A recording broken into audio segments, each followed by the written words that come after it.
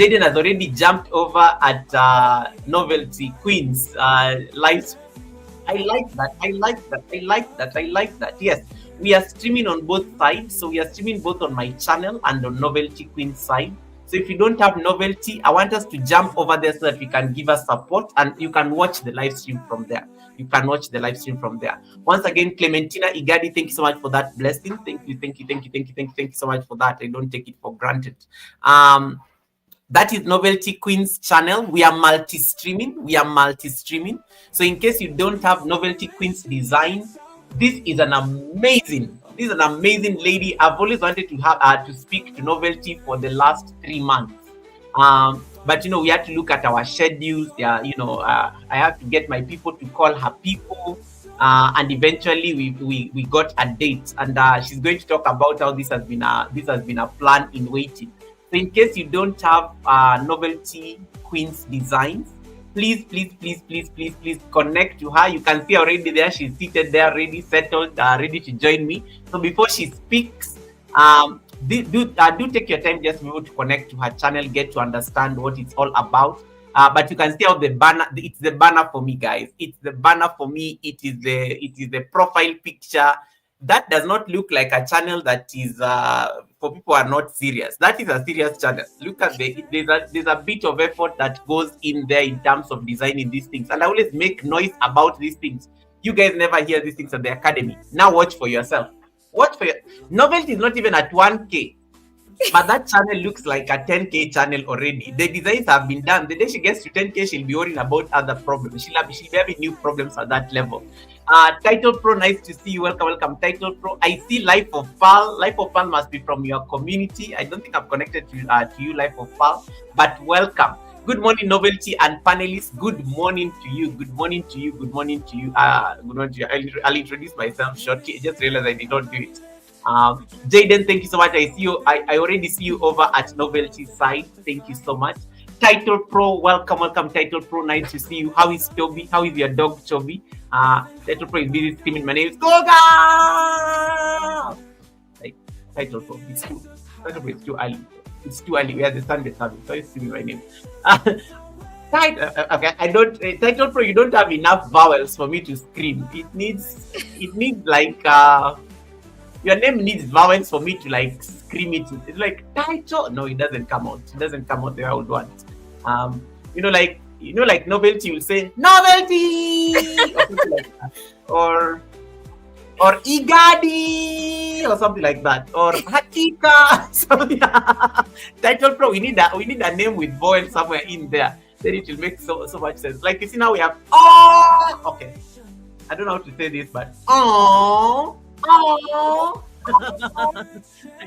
I love this name. Oh, good day to you. Oh, I don't know. I'm sure I'm butchering it. Novelty, how do you say this? Is your community. How do you say this name? I'm sure you. I'm sure there's. Is this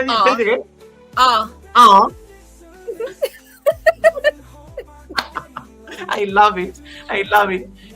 Like. That's a very good name. That's a very good name actually. Like like anybody, those reactions when you see something cute and nice and puppy eyes. Like yeah. But again, screaming may be a bit of a problem to the name. Toby, yeah, Title Pro says Toby is good. He was out playing in the first no. Oh, nice. Let me ask Novelty, because Novelty is in Canada. Novelty, is it already snowing in Canada, or it's just cold? It started today. Wow. Okay. Mm-hmm. Wow. So Title Pro says the same thing, that it's just the first snow just dropped there in Michigan. So I guess you guys clearly are enjoying you're having the same experience. Mm-hmm. I have never seen snow. Let me just confess. I have never seen snow unless it's the stuff you see on TV. I have no idea what it looks like. You have to paint for me a picture. Is it ice? Can somebody touch snow? Can somebody like collect it and take it to their house? Can they put it in a bowl? I have so many questions. You'll have to explain to me what the first snow looks like. Okay. Right. Says it's just my initials. Okay. Good to know. Good to know. Good to know. Protect your government name on YouTube. Protect your government name on YouTube. It's very important. Mm-hmm. Protect your government name on YouTube. I have never seen snow. Okay, Clementina says, I have never seen snow to Goga. You are not alone. Yes, Novelty has to explain to us. We are in Africa. We don't have those things. Like, I think it's only one country that has, and you can't even call it snow. I think it's frost in South Africa. Like when you go down in the South Africa, Namibia, or maybe up in Egypt. Those ones, maybe they experience those seasons. But here in like we live in I live in East Africa, so like somewhere in the middle of Africa, literally where the equator passes, we never have those extremes. It's either like it's very difficult to like even visualize what snow will look like. It gets cold, yes, but I think the level of cold here, Novelty will be walking in a t-shirt. Whatever I call cold here, I think Novelty will definitely comfortably walk in a t-shirt and say, Goga, stop being dramatic.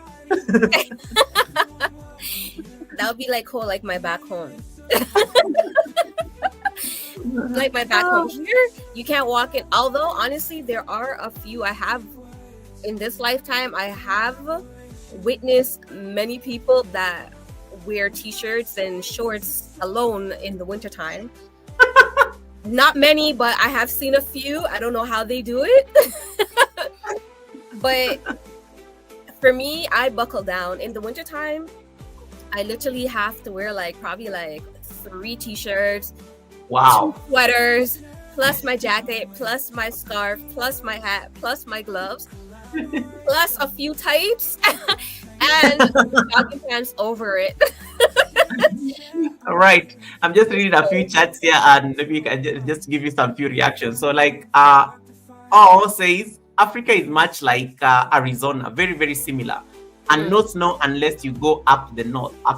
And Canada is literally on that. I guess Canada is up the north probably. And then Title Pro says, Title Pro agrees with you that, yeah, indeed. Even in, let me see whether I think I missed some chats. Even when there is snow, even when the snow is deep, there will be people in shorts. There'll be people in shorts. Yeah.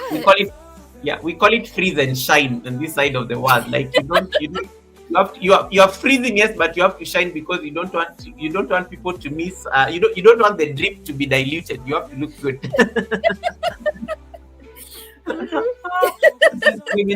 I would love to play in the snow. Shay, one day we will get there. Maybe Novelty. Let me just and this can be part of our icebreaker before we we have 2 more minutes before we start. Maybe to Clementina Igadu is watching you from. She's a baker, by the way. She bakes nice birthday cakes and stuff from Nigeria. Ooh, okay. Maybe to Clementina, who may not, and myself, who may not know what snow looks like. So you say that you got snow today. The first snow dropped today in Canada. Can you just paint for us a picture what it looks like? Is it like rain? Is it like? Just explain to us in a way like a 3-year-old would understand. Well, for us with the snow right now, so basically our ground is covered in white. So yeah, it's covered in white. It's only a little bit right now. It's not a lot, so it covers the surface of the ground. Yeah. It's cold. The amount of snow we have right now, you can't pick it up because it's not enough to pick up. You'll be picking up dirt and stuff with that. Yes, and because it's just the start, when you put snow in your hand, it tends to melt quickly. Depends on your body temperature. If you're a person that's always hot or your hand is warm, it's gonna melt very quickly and turn into water. There's different types. There's times where the snow can turn into ice depending on how cold it gets in the wintertime. Yeah. That is very dangerous. Turns into ice. There's other times where it's just very soft and fluffy but cold. It's soft and fluffy, yes. In the wintertime, it gets when it snows to a certain extent, you could go lay down in it, and we like to make what we call snow angels. Yeah. Yeah, so we just lay in it. I see kids doing that stuff during the Christmas season, yeah. Right. And if you could collect a bundle of it and you kind of form it. You could kind of use your hand to mold it into a circle, Yeah. and it kind of hardens a bit. Sometimes it hardens a lot where it's kind of dangerous. You can't throw it at somebody, but a lot of times it's more soft where people like to like throw it at each other. So that's the best I could explain of it. I think you did an amazing job. So I'll be looking forward to seeing a video one of these days. Yes. Clementina, watch out for Novelty Queens later, or she'll do a short for us probably so that we can have a sense of what. At least now you can visualize what she explained. And let me just ask you generally, because I do know, like now you said the snow started today. So in the month of December, what is that going to look like? Because I always see that now you're in the winter season. So I know it normally runs for like a minute and things like that. So what, is it going to like get like, I don't know that I'm saying that using the right word. Is it going to get worse in such a way that you can't drive in it, or is it something that is manageable? Honestly, it doesn't matter how much snow there is, because we have snow plows, and normally like when it snows early in the morning, from like in the AMs, they have the plows to clear the road so you can drive. There are instances where it's overbearing and you cannot, but you can, but it has to be very slow and steady. Oh wow. Slow and steady. As for how it's going to be in December, it's kind of hard for me to predict that, because the Canadian weather is bipolar. It's bipolar, and every winter is different. Like for instance, like I feel, if my memory, somebody correct me if I'm wrong, but I feel this time last year we didn't have snow, because sometimes we don't have snow until December. Sometimes we don't have snow until January. Oh wow. And it all depends, because sometimes the snow, it could be very devastating, and sometimes it's kind of mild. The snow is mild, but the temperature could be very cold, so it depends.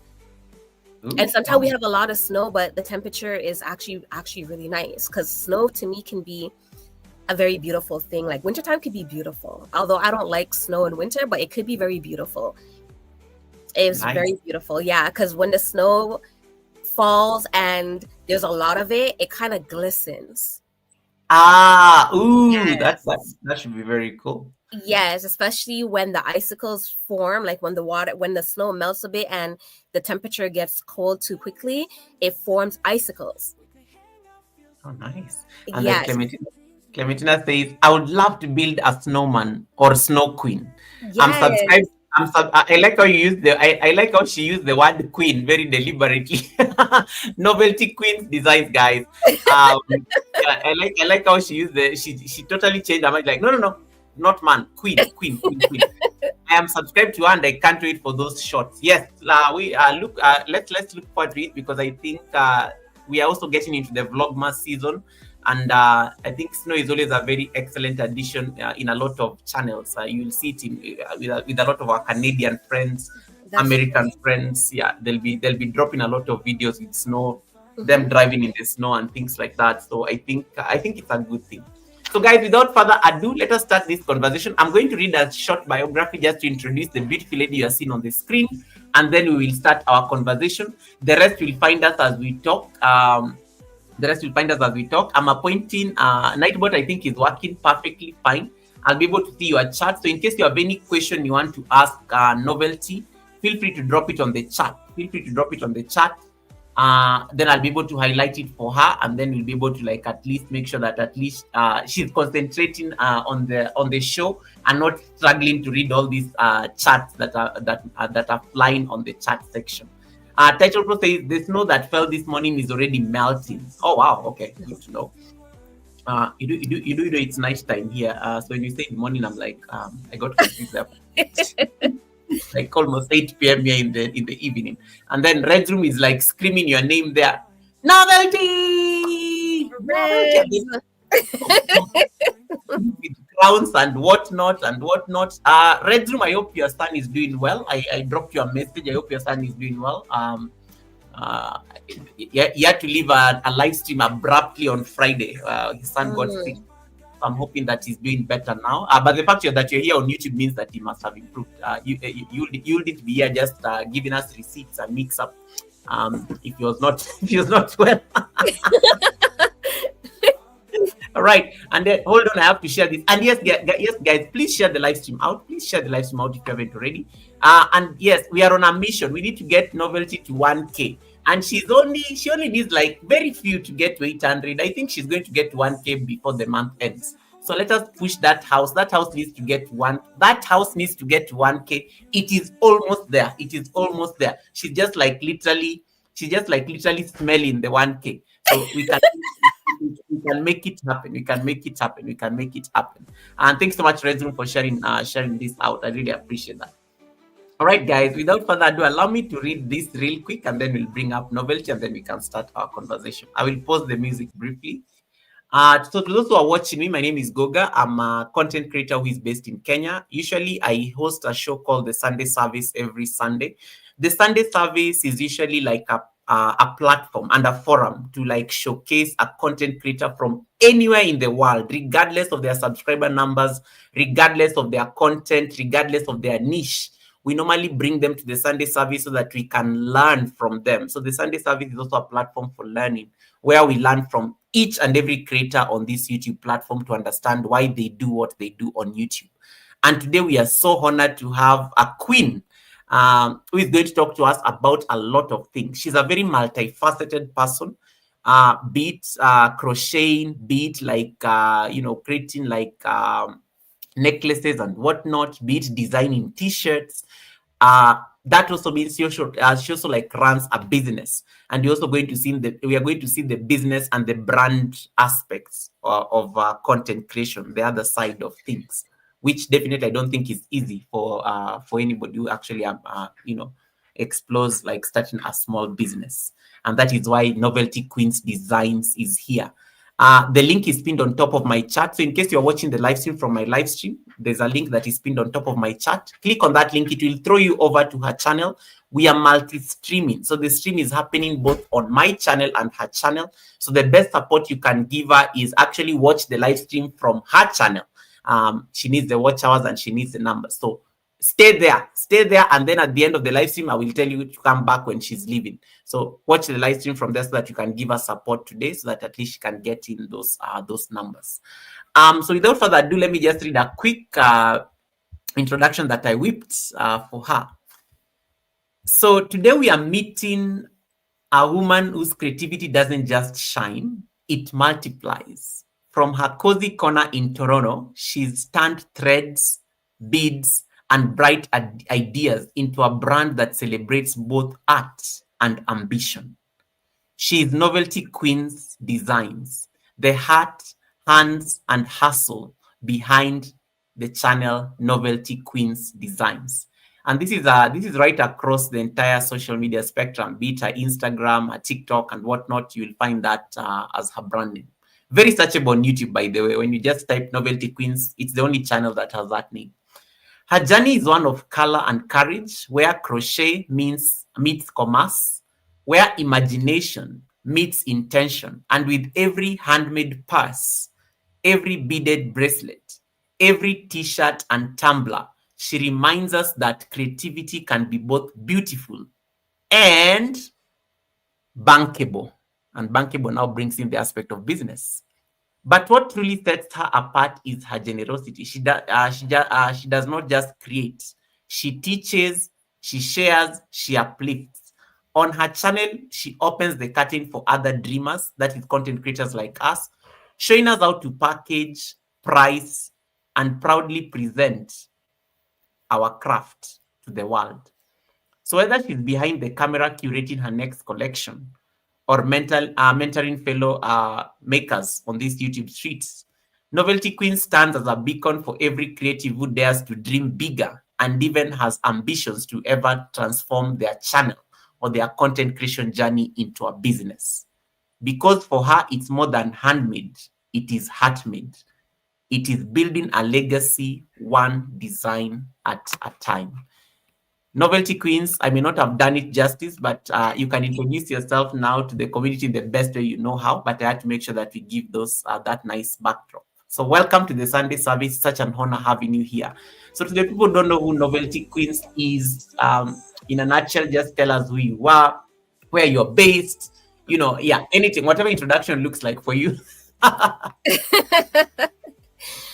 Okay, well, first of all, thank you guys for having me here. It is an honor. As you already know, I am Novelty, and I am the CEO, as I would like to call it, of Novelty Queens Designs. I have a boutique, and I also, as you can see, have various different channels in which I display my creativity, my crafts, my products all over my social platforms. I will start by telling you guys how I started, how Novelty Queens came to be. And honestly, it actually started within the month of November. It's actually my brand's birthday. Wow. Happy birthday to us. Yes, and it started for me as a dream, like literally. I actually wanted to create a space and a brand that celebrated originality, self-expression, and empowerment. And what actually began as small crafting actually turned into a creative movement for me.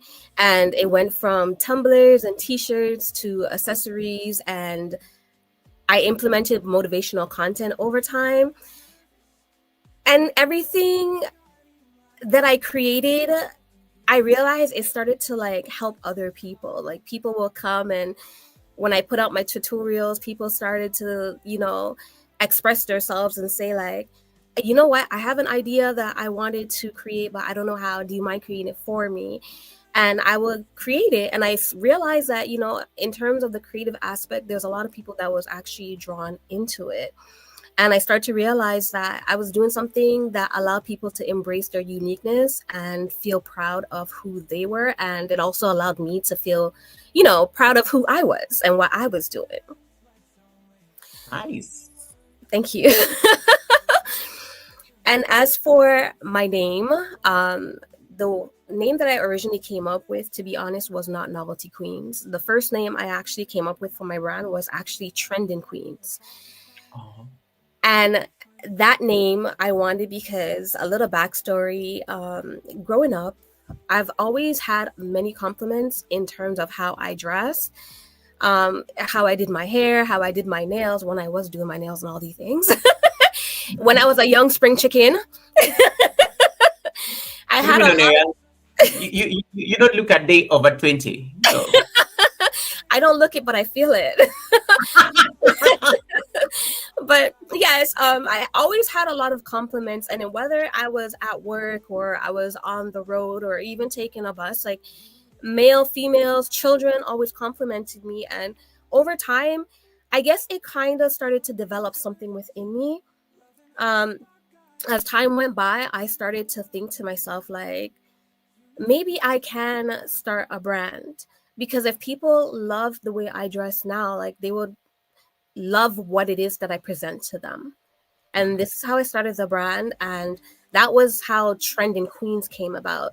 However, I did some research and I realized that there was a lot of trending queens all about the place. And so you needed to be the only queen who is trending.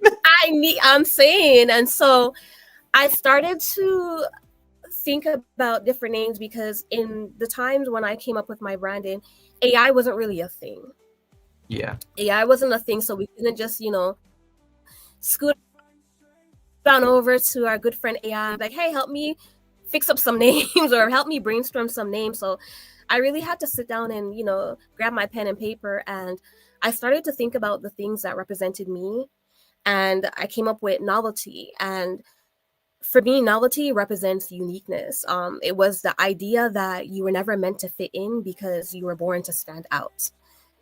And then Queens, I came up with that after, and I put it together, but it kind of sprung from the Trending Queens. But Queens for me was more of a reflection of confidence and community, and it was that thing that represents your self-worth. And together it just formed Novelty Queens. And in whole, the meaning for me is originality, and you're standing within your originality as royalty. And with that, I try to make sure that I also implement this not only in my products, but within the messages that I put anywhere on any platform. And yeah. Like that. No, I did not want to interrupt because I think you went and you gave us a very amazing backstory. And I like what you said. Yeah. For me, I realized I was starting a you said something. For me, I realized I was building a movement. And I really love that word. I was building a movement. And most of us never really realize how big, the things we are doing, they can be actually a movement. It can be the next revolution. Exactly. So let me just walk you back, like design, crafting, all these amazing things you're doing. Is it something that is it something that you took passion for from a very young age, or is it something that you developed interest into over time? Actually, from sorry, sorry, one Or second. we can sip our waters. Yes. I sip water and mind our business. No, the business part is a bit debatable, but yeah, we'll sip the water for sure. Yes. Um, in terms of my creativity, to be honest with you, I've always been very creative. I wish I had some old sketchbooks, but I don't know where Mm. those are. But I've always been very creative. When I was a child, when children were drawing like stick figures, I would be drawing like scorpions and very detailed individuals and places and things. Um, it was always just something that was a part of me. I've always been very creative. I've actually had a very lovely teacher. She was actually my grade 2 teacher. Her name was Miss Steinberg. I'll never forget it. Miss Teachers. Yes, and to be honest, she wasn't even like my direct teacher. She was just somebody that saw me, and I guess you could say she became more of a mentor, I guess. I don't know how to explain her, but she would come into my classroom and sometimes she'll take me to her class, and over time, like, you would have thought that I was one of her students. And she recognized my creativity, and she decided to expand on it. So she taught me different type of things. Like, she was actually the person that taught me how to crochet when I was younger. She created a dance movement in our school, and she recruited me to be a part of it. And these type of things made a very huge impact on my creativity and how I viewed it. Because before that, it was just, okay, I knew how to do these things, and okay, that's cool. But her believing in me made me believe within myself. And I realized, like, over time, as I got older, I started to implement my craft and my creativity into everything I did. So whether it was a school project, until as I got older, I actually worked in a daycare, and I started to use my skills to teach my children, my students.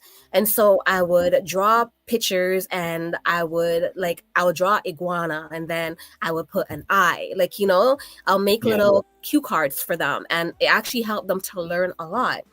Um, I also learned to implement it with my own children, because when they went to school, they had their projects. They'll come, and Oh, yes, I end up drawing like all their and I'm not saying oh, like calling you oh, because I know you have. I'm like reacting. Wow. yes. Um, it just became a part of my life. It became a part of my life, and as I got older, I actually wanted to have started a business from a long time ago, probably from like 20 years ago, to be honest. Yeah. But when you have children, you're growing children. For me, it was about raising my children. That was my focus, and obviously working. So I didn't have time to explore my creativity in terms of business wise, but it was always a dream of mine, because I wanted to share my creativity with the world, right? And that's kind of how I came about with my mission statement, because I wanted to empower other creatives and dreamers to build the life that they love. And I wanted them to do it while staying soft and confident, like, and being true to themselves. And whether it was through my products or my vlogs or my community, I just wanted people to feel to you know to be feel to feel seen and inspired and motivated, and just to keep going, like, you know what I mean? Because I know what it's like, especially to have all that creativity like boggled up within yourself and not being able to express it, because life is always life in. Life Awesome. is always life in. And so I decided that when I had a chance, and that chance came around, COVID. Oh, 20, oh God, 2020. Man. Yes, yes. I actually had started my business prior to that, but COVID, I feel, opened up the door because we were all locked in, right? And Yeah. we didn't have to worry about working and stepping outside, and your children were going to school inside your home. So I had time to actually sit down and express myself and actually focus on my business and push my business and my creativity even further than I possibly could imagine. And honestly, like, I've developed so much more than what I began with in the first place. Oh wow, and we are going to explore this because I'm very curious. There's so much love on the chat. Special K says that she loves those words. Thank you. Ola Jo, the crochet tailor, is also one of my amazing friends. She's just so like excited that, oh my god, I love the, when you mention crochet, you are just like speaking to her heart, because that is something that goes right into her content. And especially saying thank you so much for the amazing badges that you made her. So you're getting your flowers in there. Okay. And then I think and Redrum wants to like start a war on the chat, but O has managed for us, because Red is trying to test you. And then Clementina Igadi says something very nice. She loves your laugh. Novelty, you have the most amazing laugh on YouTube. Has anybody ever told you that I actually love your laughter? The first time I ever, I'm like, I like how this lady laughs, and you just keep laughing, and it's very infectious. Um, where do you get that from? Because it actually also makes you like it makes you very approachable. I'd not even known you, I never even knew who you are, and I was like, she has to come to the Sunday service. It's just because of the laughter. I was like, this is a ball of energy. I like her energy. I don't know. I've always been like that. Like, my friends, my family Yeah, members, like, they've always, it's funny because, like, I'm the type of person, it's kind of, sometimes it's hard for me to tell a story that's funny, yeah. because as soon as I start telling the joke, like, I start to laugh. And oftentimes, like, my family members will start to laugh too, and everybody will be laughing, and then they will realize, like, wait, we didn't even get the joke yet, and they'll be like, can you stop laughing and tell the joke, like, but people always say, like, my laugh is contagious, because when I start laughing, they laugh too. And I don't know, it's always just been a thing, like, and it's funny because that's actually one thing that I was always like insecure about Oh wow. growing up. Yeah, so every time I laugh, I would try not to laugh, and when I do laugh, I would laugh more like this. Oh, like to hide it and suppress it. Yes, and I actually don't even know when I got over that. I just realized one day I did, and people would compliment me more on my laugh and my smile, and then it hit me, and I'll be like, wait, I don't cover my face anymore, and I'm not holding my laugh anymore. So Yeah, I don't know. I love that. I love that. And oh, stop making my head swell. I just got a compliment out of your laughter and my laughter. So, say side note, I was thinking and kept on hearing about Goga, and seeing him is so full of energy and joy. This is a great collaboration because novelty is the same. It was a match. That's the first time I saw. I was like, and I think I told Simone even before I told Novelty herself, because I think Novelty had not even connected to me yet. So I literally said it even before speaking to the person. So when she came to my live stream for the first time, she's like, "Are you talking to me?" Like, she was even asking us, like, Goga, I've just been sent here for the first time. Are you talking to me? Are you actually addressing me? I'm like, yes, you are amazing at Simone's live stream. You need to come to the Sunday service. I just went on a whole tangent. And I knew it was going to happen. So thank you so much for really making this happen. It's the Scorpio connection. Of your connection. And hey guys, November people, they're trying to silence us because they're saying we are all over the place. Everybody's celebrating their birthday in November, but we're gonna be decent. But there's a king on the live stream, there's a queen on the live stream. So Get used to royalty. Novel, it's called Novelty Queens, not Novelty Girl. Novelty Queens. And more nice to see you as well. Thank you so much. And once again, guys, if you have not connected to Novelty Queens, I call her NQ just to shorten my life. There's a link that is pinned on top of my chat. It will take you directly to her channel. We are on a mission to make sure that we push her towards the 1K threshold. So make sure you're part of that community and watch the live stream from there so that you can give her that WH support. Actually, you get out of my live stream and go and watch the live stream from her side. I can actually see your chats. And stuff like that. So Goga, did you start early today? No, we did not start early. Americans, you guys and your funny time zone that has changed, leave me alone. That Novelty, did the time change also in Canada? Where they move like 1 hour, I think, behind or something. Is it? Yeah, something. I think we had that back in October, actually. Okay. So David, and guys, how do you get an extra hour and you are still late for the Sunday service? Like, I don't even understand. Like, you get an extra hour of sleep, you get an extra hour of everything, and you are still late for the Sunday service. Like, the concept of time. The concept of time is clearly alien to some people here. You said something very nice. You talked about motherhood. And you say that one of the ways that you infused your craft is that when your kids are getting the crafting assignments, mom was always coming to the rescue. Nobel, how much did you overdo this? Because I know literally you enjoy it. So I'm sure you even made your kids outshine the other kids like insanely. Talk to us about this experience. Mom was enjoying the homework more than the kids, for sure. It's funny because my daughter, she always got A+ because of whenever I do her. Because mom was doing the assignment. Yes, but it also made her so proud at school, and her friends were in oohs and ahs with her, like oh my gosh, your mom did that, and so was her teachers. They were happy to see it. And it became a thing where when my daughter actually, when she reached high school, I was still, of course, doing her drawings for her. And I actually was recruited by her teachers and her school to actually, because they came up with a group. It's called Black Way United or Black United, something like that. I don't remember the name of it. It became a thing that they made, and it became a part of the school curricular for the children. And they empowered entrepreneurs from the community and children that wanted to start their own business, and a lot of Black empowerment. Nice. Yes, and they entrusted me to actually draw the logo for that that movement, and it's all because I've been doing my daughter's homework. Yes, they loved it.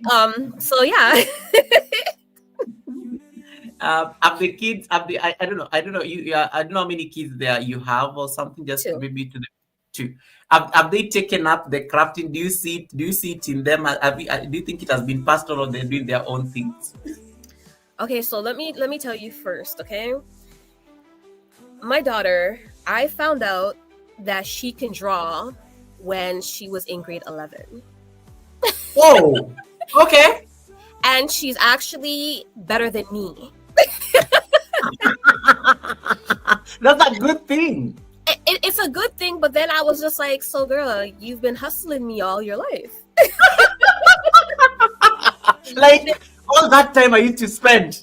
Yes, because as much as I enjoyed it, but I did it because I figured she didn't know, because she just always asks me. She'll bring it to me. She's like, Mom, can you draw this for me? And who could say no to that little face? Like, you're just like, okay, cool. Like, and then obviously because she's your child, you want to make sure that like everybody knows.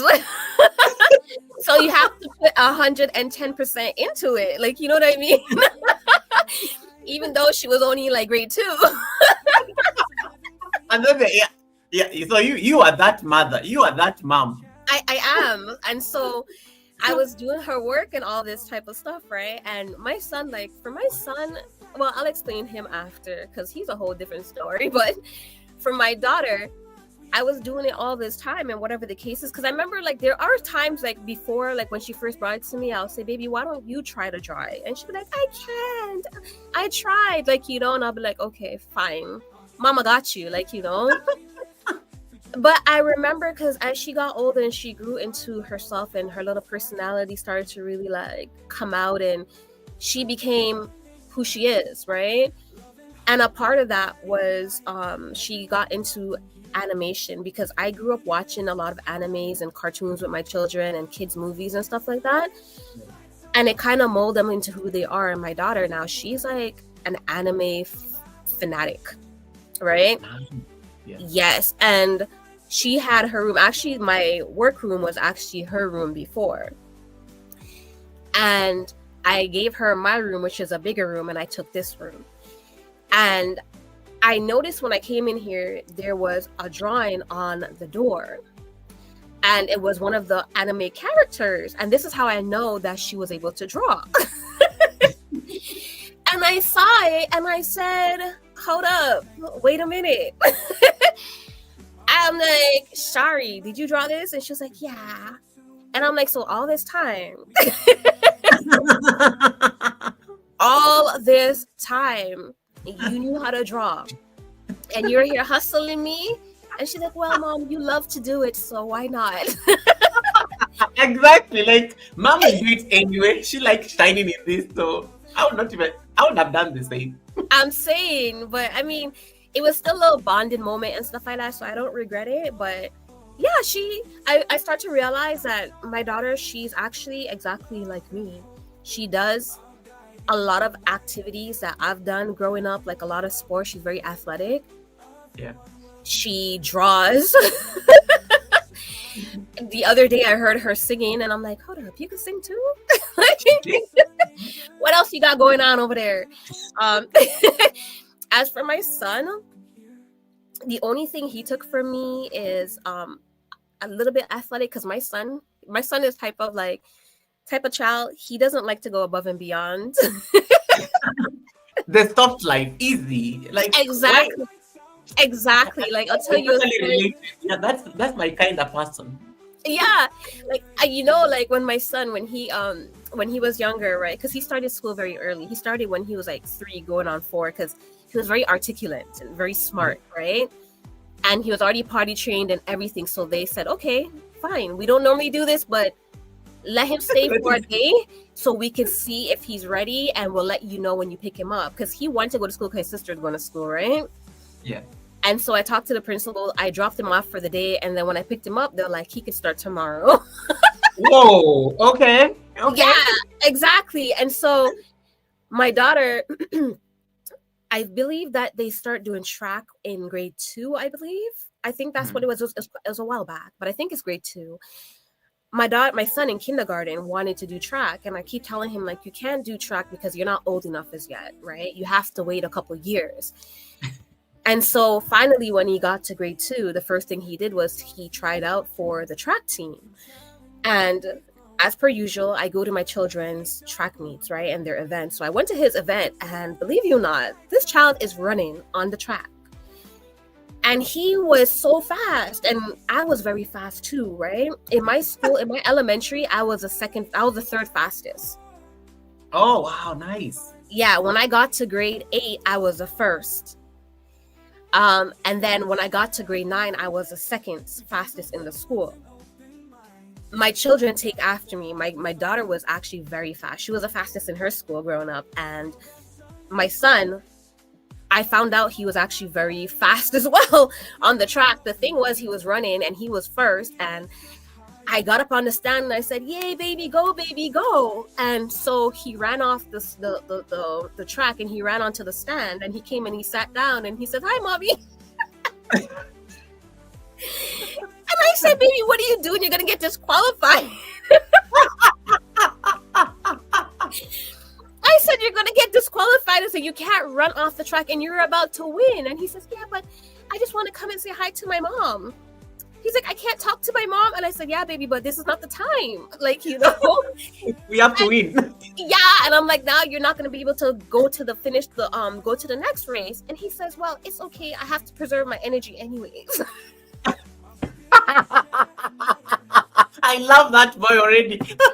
Everybody loved my son. Like, he was always a character.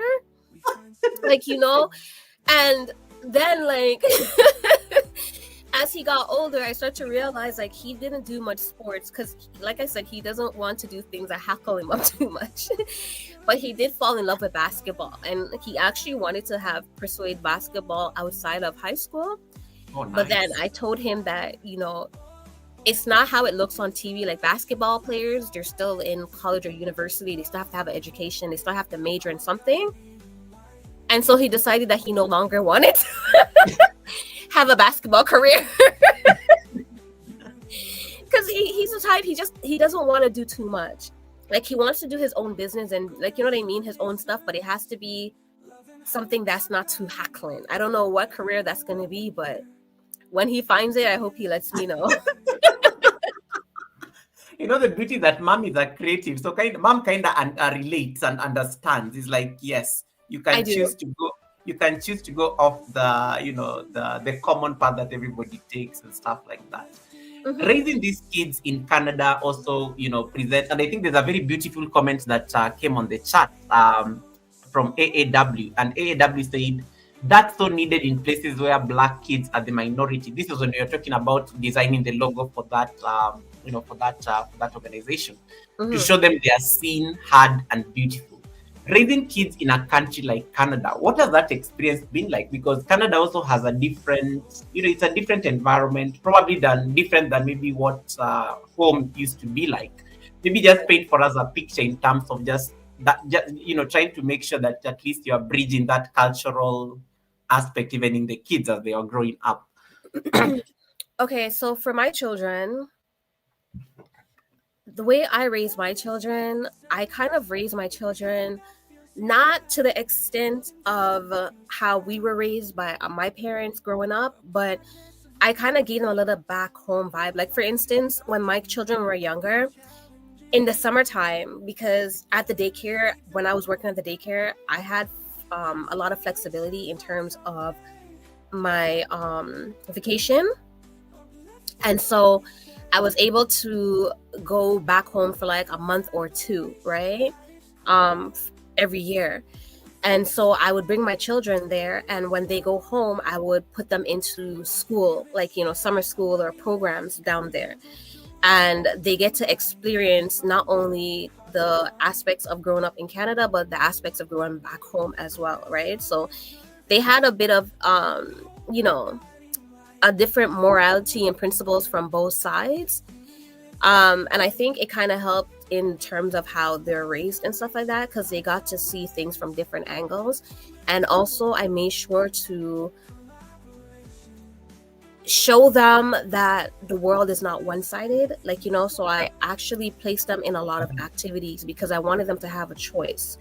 I feel like growing up being a Black child, a lot of times, especially when our parents, because I grew up in times where everybody's parent, like, we raised ourselves basically, right?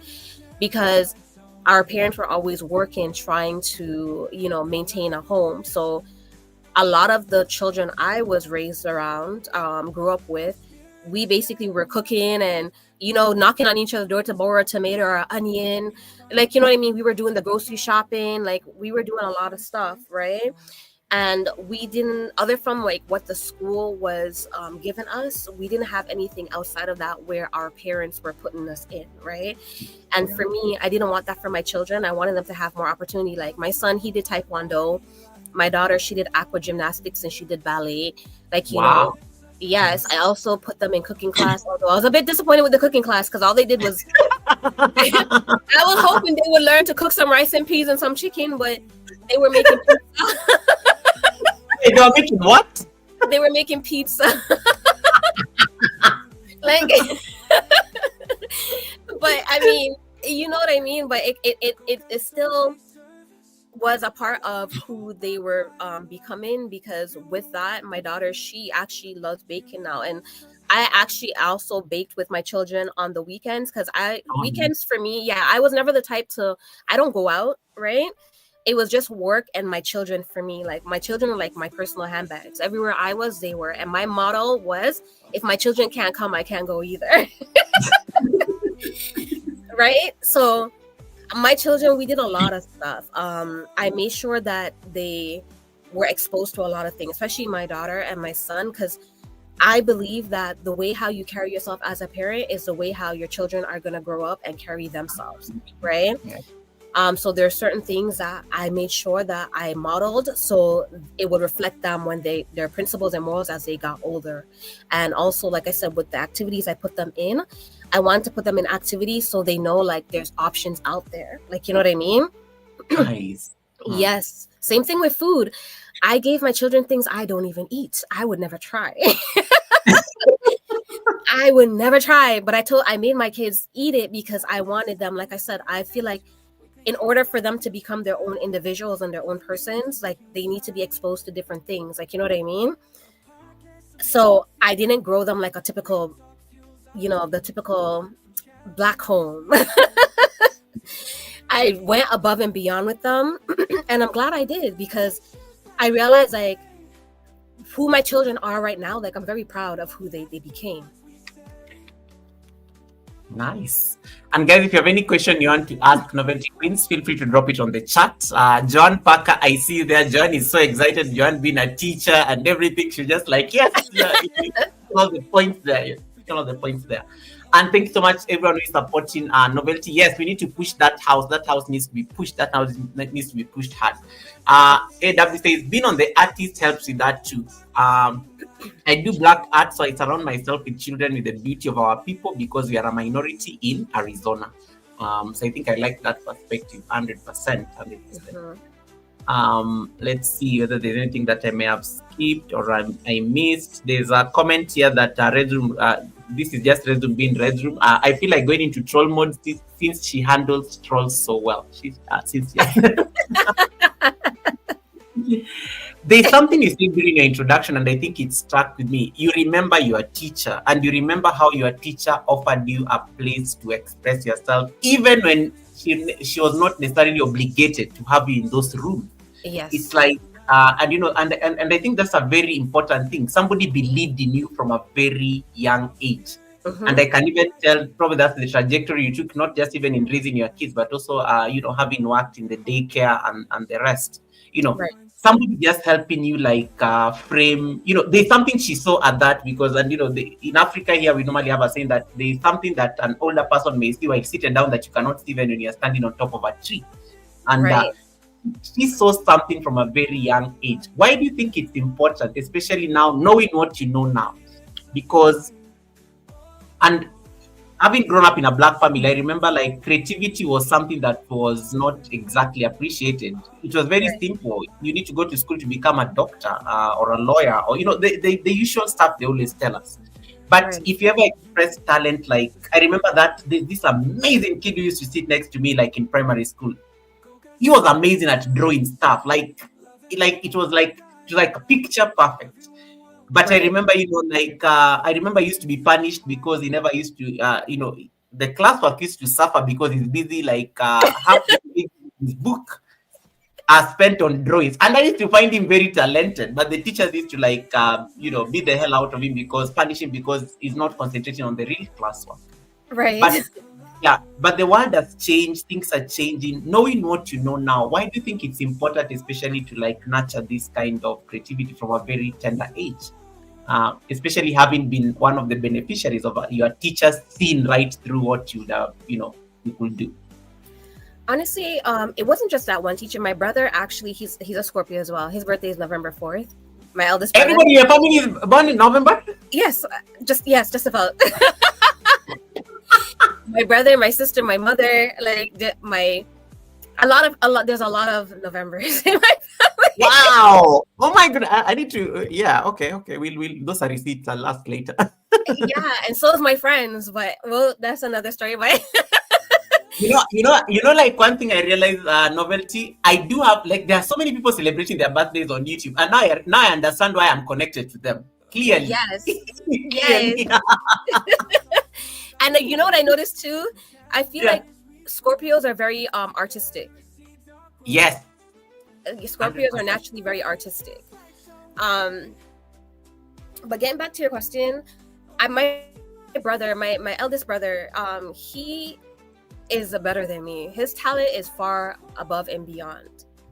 And my talents were able to be developed at a very young age, because when I was in elementary, he was in high school, right? And the things that he was learning obviously was more advanced. So because he knew that I was able to draw, and we were the only two in the family at the time that, was able to draw. So what he would do was whatever he was taught at school, he'll come home and teach me at home. And so, Oh, nice. right. So he had a sketchbook. So he would bring me a sketchbook. And when he was drawing, like we'll lay on the floor, right? Like I'll lay on the floor and I'll have like my sketchbook in front of me, and then he'll lay that way and he'll have his sketchbook in front of him, and he'll draw something, and then he'll tell me to draw it, and then he'll teach me how to like shade and all these different things. Whatever he was learning at the time, he'll teach it to me, right? So that, and my brother and I, we had very similar interests, like in terms of like music and arts and all these type of things. So it was him, and then the few teachers I had that helped me to develop to become who I am and develop my skills, right? I do feel like parents, teachers, like everyone should embrace like the artistic side of the children, because I feel like, especially when you're artistic, I feel like artistic children, they're very tender, they're very delicate, right? They're very delicate, and you have to be careful on how you're nurturing that, because if it's not nurtured, it could kind of like lock them in a shell, because we need to express ourselves. We're very expressive, right? And through our arts is the way we express ourselves. I also feel like if it wasn't for, like, you know what I mean, if it wasn't for the arts, like, we wouldn't have our comic books, we wouldn't have the TV shows, because we have to create drafts. Somebody got to do it. The houses that we live in, like, somebody had to sketch it out first. Like, you know what I mean? Like, I feel like people need to learn to recognize the bigger picture, opposed to just looking at like, oh, well, because a lot of people, when they see that you could draw, they just think like, oh, you're going to be an artist, and artist doesn't pay money. Well, it really does. Like, And I like that. That's a good segue into maybe what I wanted to ask you next. And look at this comment. So AW says, my parents were both creative but forbade me from going to art school. They said I was set on being broke. And that's literally what you just brought out right there in that statement. No, I mean, like I said, it's one-sided, right? Because now that I'm older, I use my creativity for my business, right? Yeah.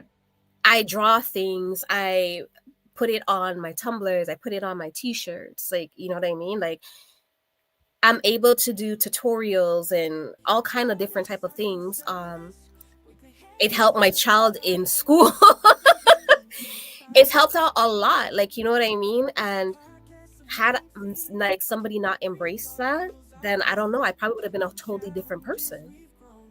Absolutely. Not to mention all the children that I, throughout my daycare, my educational, aspect of life, that season of life, it's helped the children a lot. Like, and their parents, I'll tell you something, the children that I work with were mostly Asian children, and I've had to deal with a lot at first, because Asian people, like, not all, but there's quite a few that don't really like Black people. And for me, with my experience in that, like, I've had parents that didn't want me to teach their children because I was Black. Wow.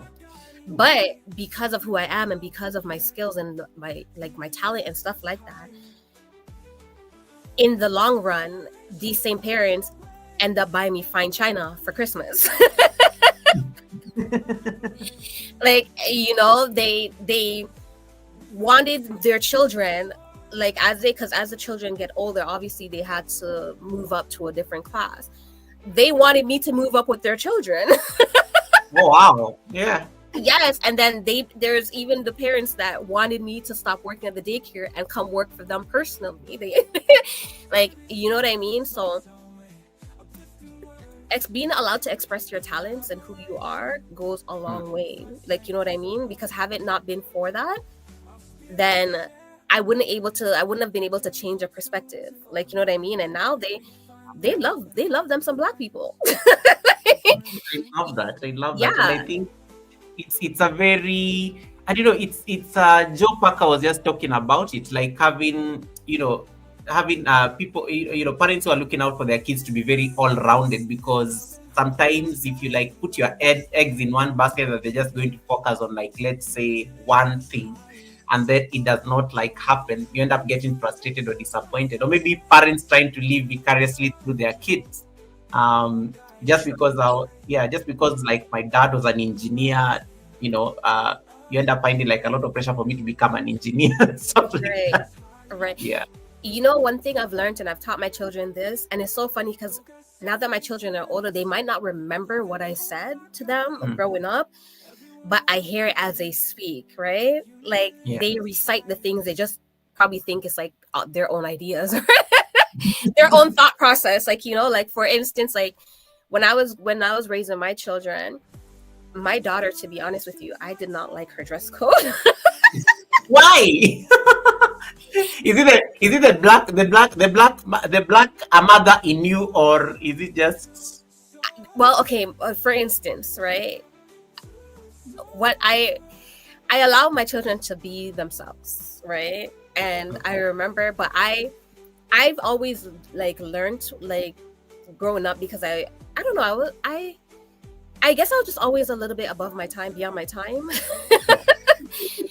I've always, and I learned from watching other people's mistakes, right? And I've noticed a few things, like with even the children that I grew up with, I realized the ones that had, like, my mom was very strict, but I guess because I was just a different person, I was just built different, right? But from the parents that was extremely strict, like my parents, and some that was even above and beyond, right? Their child turned out very wild. And the children that had more freedom, right, to express themselves, they're the ones that turned out to be like CEOs and stuff like that. And from that, I learned when raising my children that you can't pressure your children to be something that goes above and beyond who their natural elements, right? Who they were created to be, because it's going to work against you.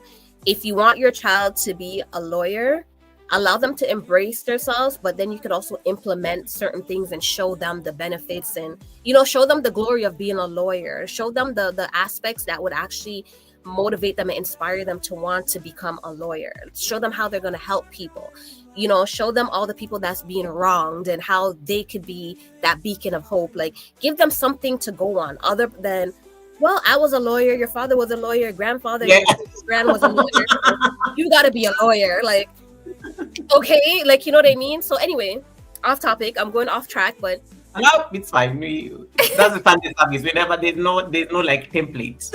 yeah. So my daughter, like I said, I allow her to be herself, right? Because I know if I forced her to dress the way I wanted her to dress, eventually it would go against me. And so I set limits. I said, okay, well, at least 4 days out the week, I would dress you, and on this one day, you're allowed to dress however you want to dress, right?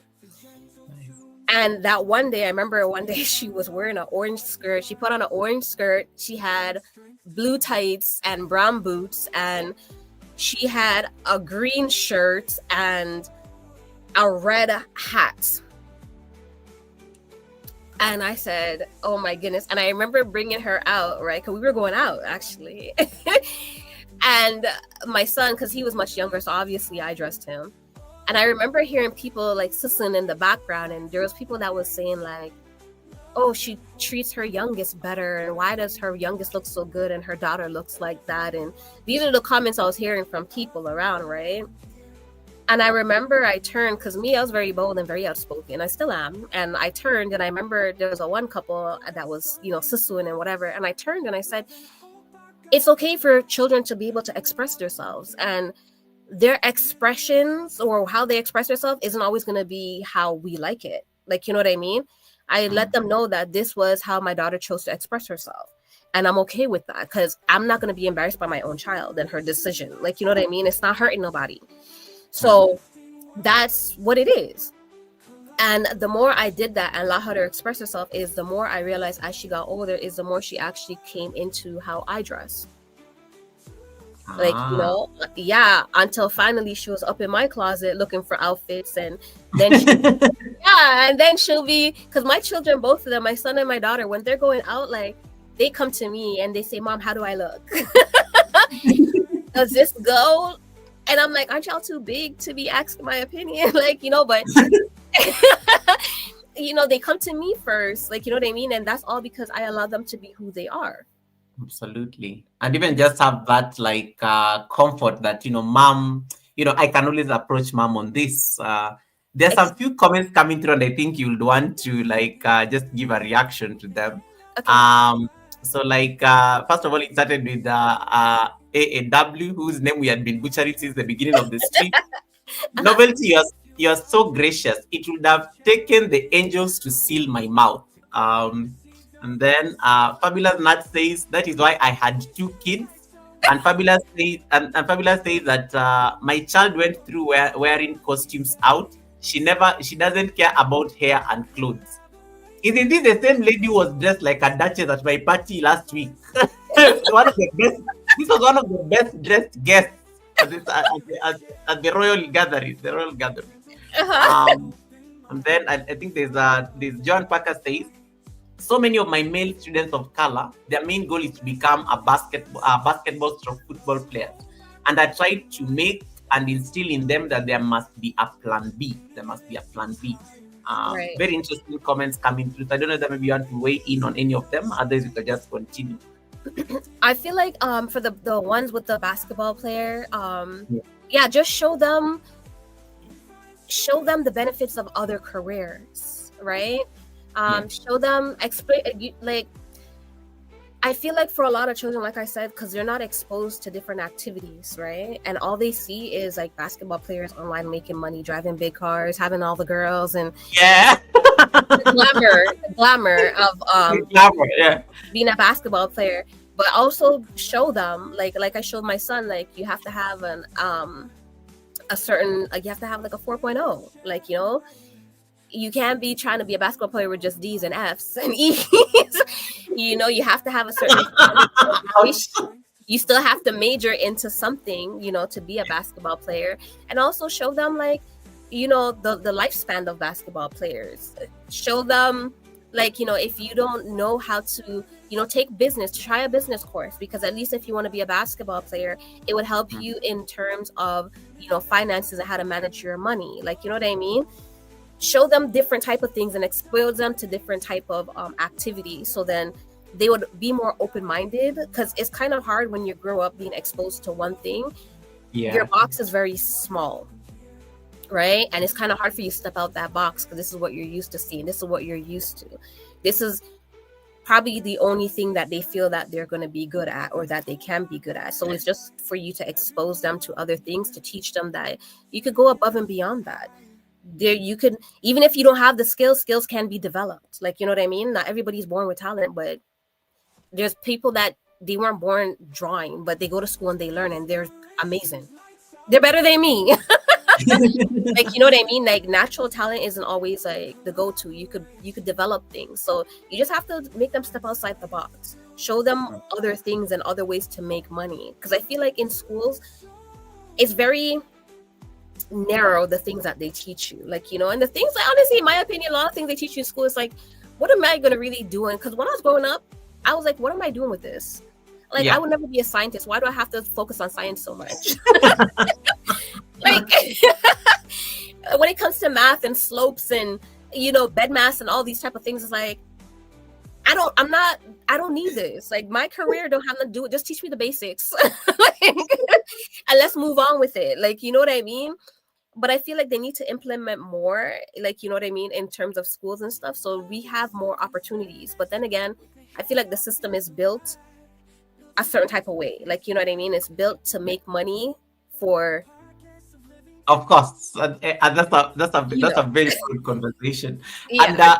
very interesting comments here. So, Fabulous says, Fabulous, I think said something very nice, like what I think you're just saying, like showing people, showing them kids, the other side, and I think that's a good example. You can show them the famous players who are now running businesses, and Mm-hmm. then she says, when my son got his first really good job, I gifted him an appointment with a financial planner.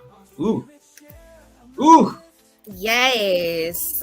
ooh. Yes. And Yes. speaking of financial planning, Novelty, let us now get into how do you move? There's a word you've been throwing around, my products. How do you move? How do you move from experimenting? Let me use that word loosely because I can't get a vocabulary for it. How do Okay. you move from experimenting in your room just because you know how to do things to making it a product that can be sold? Like, how does that happen? Because yes, sometimes you may be spending hours. The other day I was like speaking to a content creator who said that they spent like hours to create a video and it's not doing very well. And Right. I told him, you have to keep creating. You can't, because I want to stop doing content on YouTube. And I'm like, no, you have to keep creating because that big break is going to come because you are getting better. Anytime you Right. create, you're getting better. Right. But how do you now move from a place, okay, I'm spending so much time doing these things, the amazing bags, the crocheting, whatever it is, the drawing, the designs on the t-shirt. How did you like have that moment of moving it from, okay, enough experiments, let's make money? Because that cannot be an easy decision at all. And it's also like a very, you're literally betting on yourself because it may go south or it may go like north, like completely. It may not take off. It may be very, the results can be either way. So how did you make that decision now to like move from creation to products? I like the word product because product means there's a business aspect to it. Actually, for me, it was vice versa. It was product and then creation.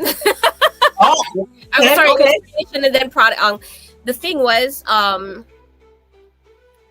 it was because of my creativity why I decided to go in business. Or the things I already knew how to do. Because for me personally, like, I'm the type of person, if I don't start now, I would never start.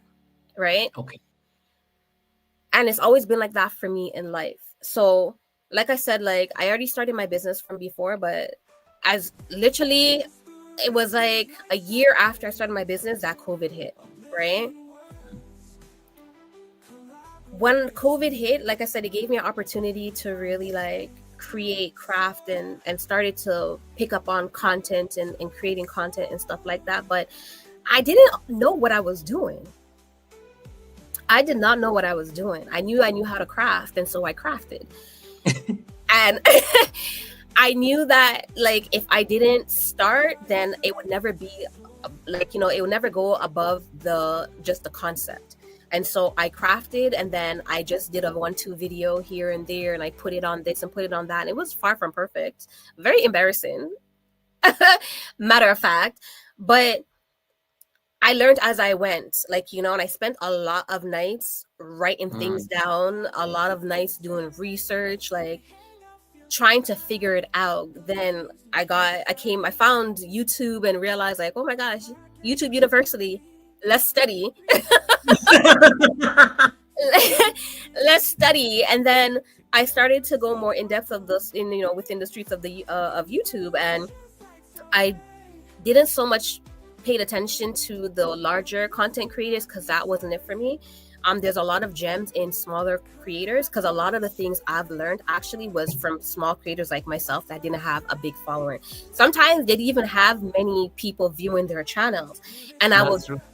yes, and I would take a chance, and I would say, let me see what this content creator is saying. And fair enough, they would have a lot of gems, and I'm like, why does this not have more views? Like, people are missing out on so many different things, right?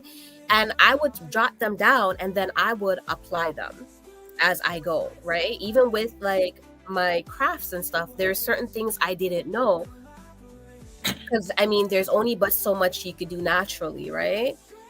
Um, the things I didn't know, I made sure that I searched, whether Google, whether YouTube, other platforms.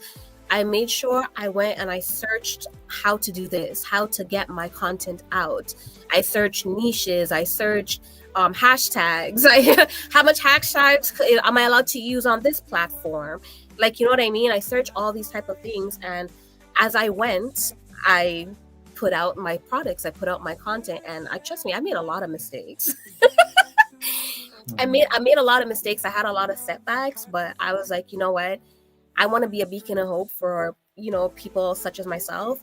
So I don't want to give up, right? And I still haven't reached where I need to reach. I'm not even close, but I'm still not giving up regardless, because when I get to the top, you know what I mean? I want when I give advice or give, motivation to somebody, I want them to say, well, you don't understand. And so, yes, I do understand. Like, I used to get 2 views. Yes. Like, I messed up a lot before I became this person, or before I reached this level. Like, you know what I mean? And for me, I'm grateful for all the mistakes, because it's so easy to fall, but it's very hard to climb. Like, you know what I mean? And for that reason, I'm making sure that, like, I'm learning as I go along.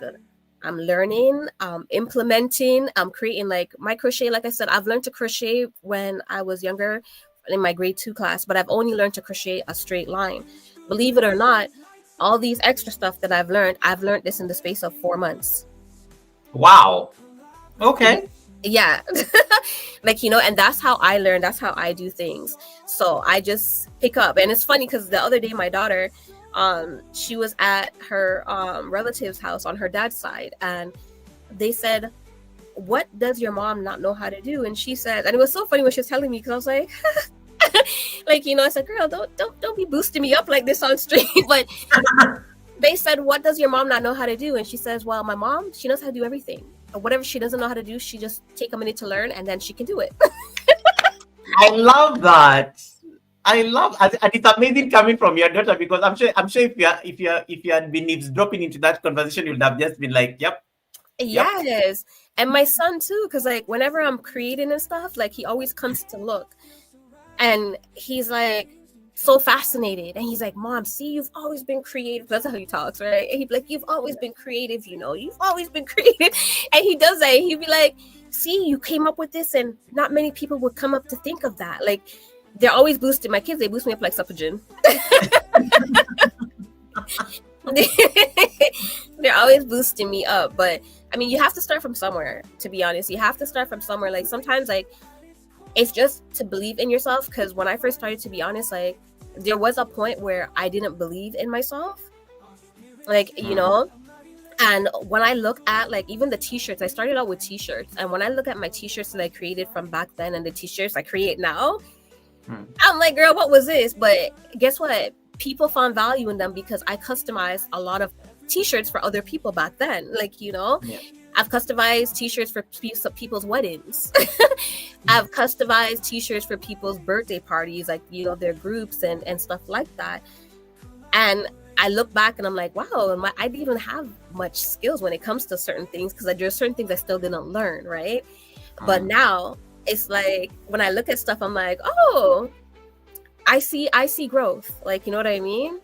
But again, you have to start somewhere. Like, you're not going to know everything when you start. You're not going to know. I didn't even know how to operate a business when I started. And I like that, because it's a great place to actually have this conversation. And John Parker says it very well. Mistakes come with growth.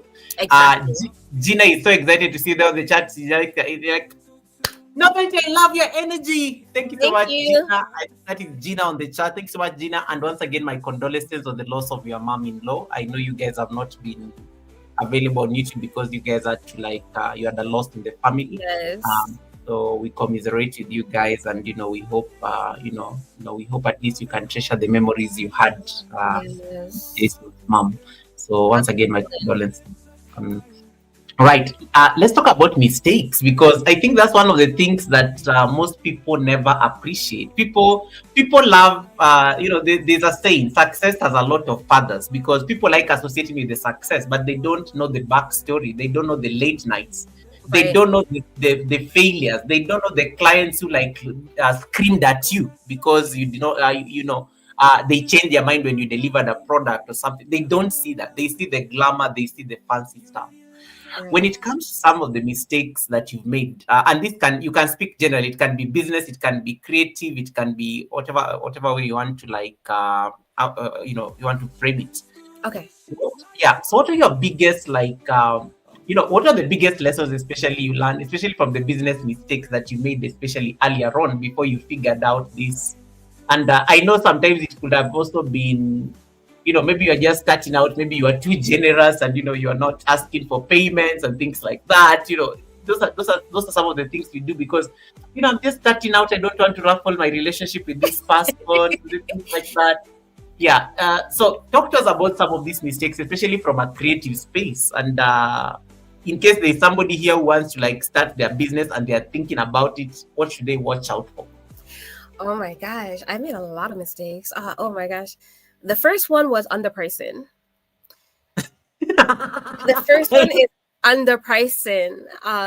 When I first started out, I underpriced my products a lot, and honestly, like I feel like I could have reached so much more further in my business, Yeah. right?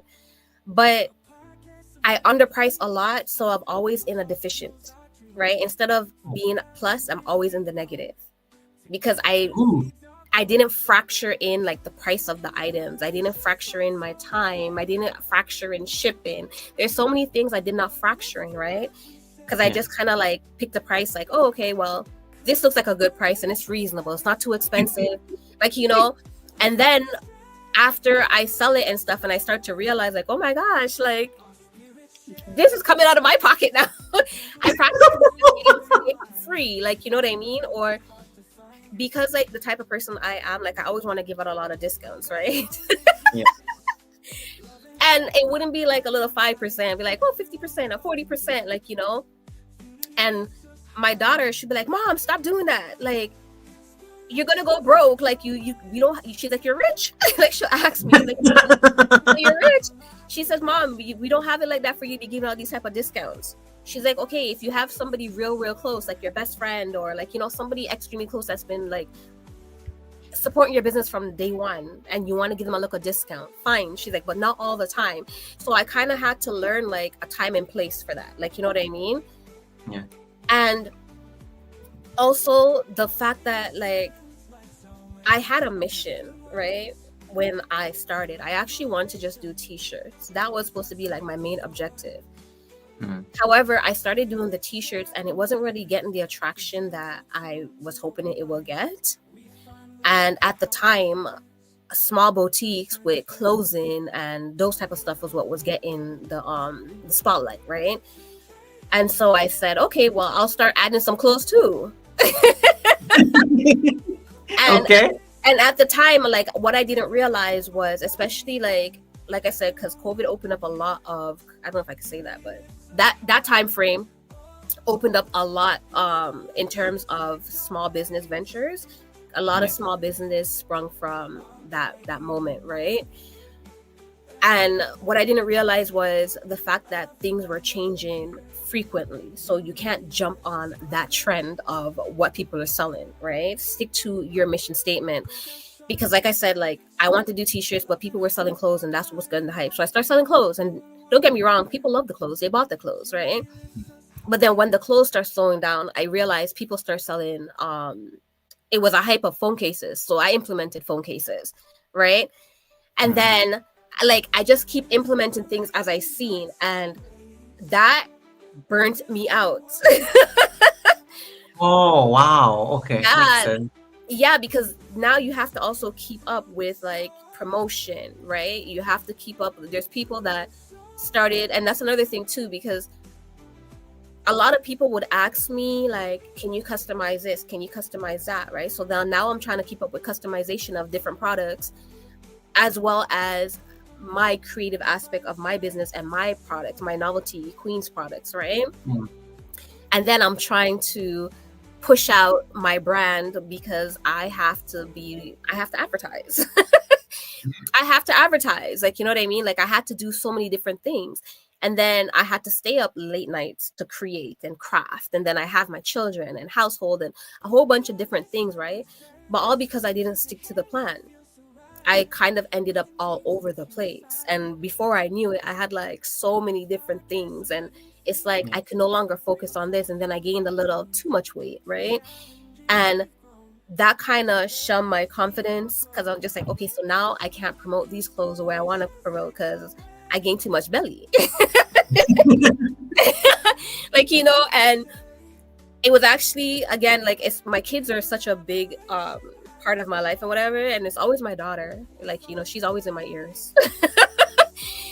And she would be like, Mom, who cares if you gain some weight? She's like, you're Novelty Queens, like, you know, like, she's like, what about body positivity? Like, you know, you got to show people how your clothes look no matter how the body, like, you know.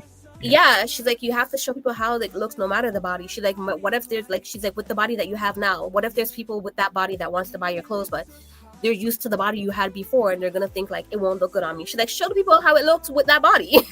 Like, you know. And I started to do that, like, you know what I mean? I was like, okay, I gained some weight, but who cares? I was gonna show up and I'm gonna jump in that camera and I'm gonna be me, like, you know. And people took to that, like, you know. And then when I lost weight and got back, the same thing, I kept on going regardless, because I'm like, it doesn't matter the season you're in, you have to keep pushing. So in the first place, like, that wasn't something I was doing. I was just like, oh, okay, I gained weight, I'm shutting down. I'm shutting down, and I end up losing a lot of customers that way, like, you know what I mean? And then there's the aspects of buying too much of something. Ooh, wow. Okay. Yes. In business, especially when you're starting out, you don't want to buy too much of anything. You want to start small. You want to start with a MOQ, and that's like the minimum quantity, right? Order. So start with like 2 smalls, 2 large, 2 mediums, 2 extra large, right? See how that sells, and if it sells out, then, you know, like, the next time you add more. Then, you know, you got 2 of each next time, then maybe next time you could get 5 of each, like, you know what I mean? And sell that way, because you would end up with a whole bunch of inventory. Like, right now I have so much inventory from 19 how long that hasn't been sold because I bought too much, right? When it comes to products, it's always good to also have products on hand. That's another thing I messed up on, because I started out small. Like, all the products I wanted, I couldn't always have it. So what I would do is I would speak to vendors, and I would like discuss with them, and they will say like, oh yeah, don't worry, we could send your products out, you'll get it in 2-3 days, right? And so I depended on that, right? I took their word for it, and they'll say, you could use the pictures from our website, where we'll send you pictures, you could use those, and when customers purchase, then we'll send you product, right? The downfall with that is shipping could be unexpected. Yep.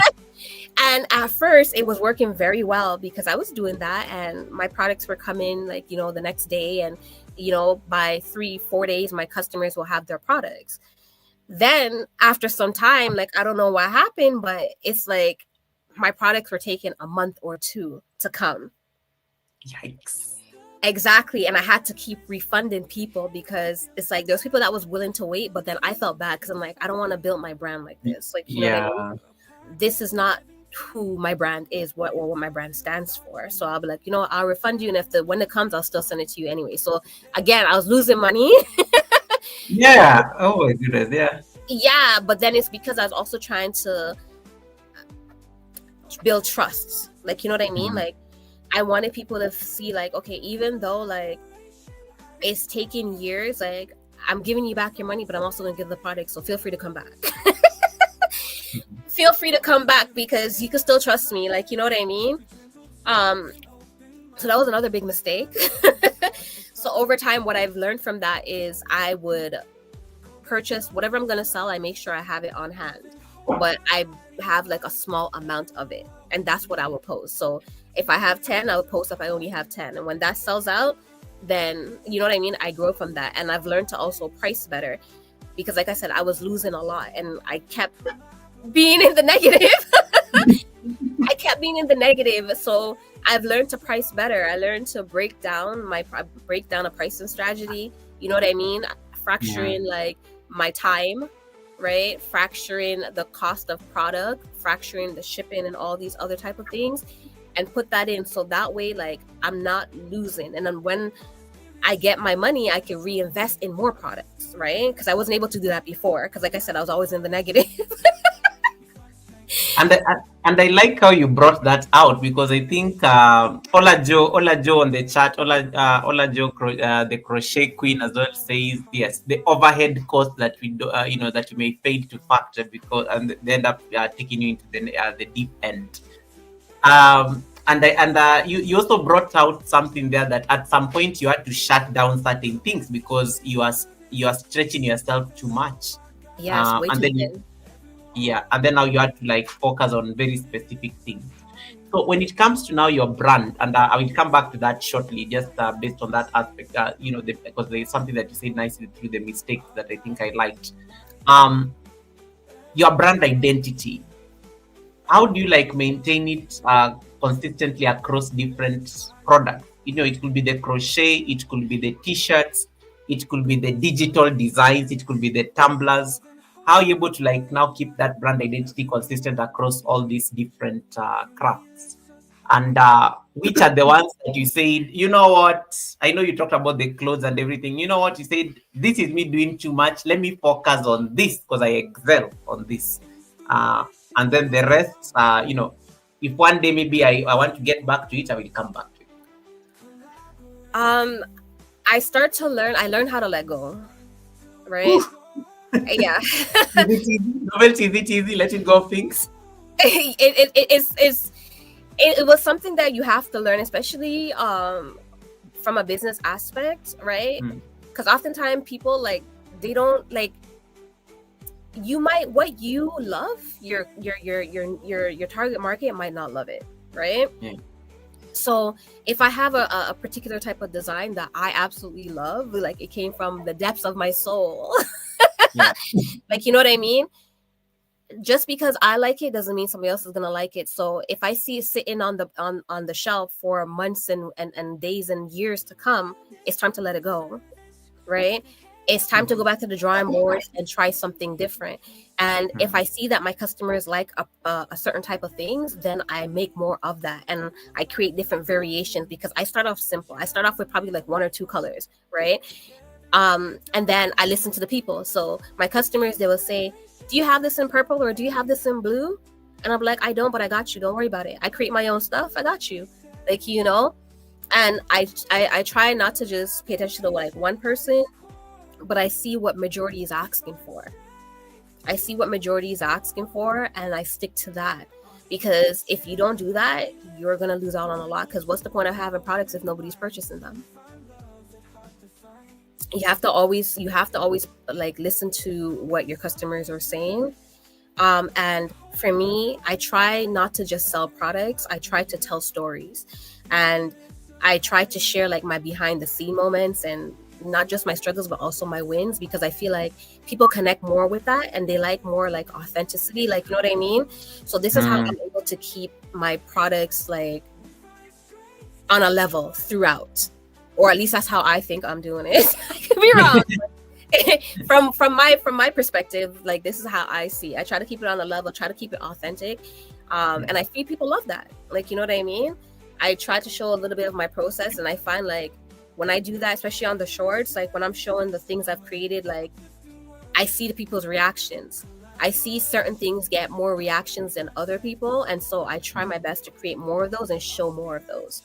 Or at least write it down as a mental note, like, this is needed. Like, the people's here for this type of thing. I like that. And that's a very strong statement, because I remember there's a time I was attending a YouTube the time I was attending a YouTube like workshop, and one of the speakers was saying, and it was very amazing because I think he literally called us out. All He right. said, because he said, just because you love just because you're the one who like enjoys, what you are creating, does not mean that the audience resonate with it. Right. So you need, Exactly. yeah. So he said you need to be paying attention to what the audience are telling you. And somebody in the room, I think, asked, "How will we know?" And it's like they tell you in the comments what they want to see. They always like point you on what they want to see. You will see it in Exactly. the likes. You will see it in the reactions on a video or something like that. But they say that most of you, because you started off, and that's why I was asking you, is it easy to let go? Because It's we were not. called out. We were called out on that as well, because they say the reason most of you are not even like gaining any traction on these platforms is because you are stuck with what actually brought you onto the platform. You don't know what your life will look like if you had Exactly. to even switch niches a bit. And Exactly. yeah, and it was like, man, I'm like, why are you calling us out on this? Because but it was really the reality of it. It was really the reality of it. It is because even with my channel, like there was a point where like I got so caught up in all the noise, like you know what I mean, and Yeah. I started doing because I want my brand to implement so many different things, especially like the motivational aspect of it. Yes. But then I started creating like so many different types of things, like you know, like I have my tutorials, I have my motivational content, I have this, I have that, like I have so many things going on, right? But then I realized like I want to do my vlogs, right?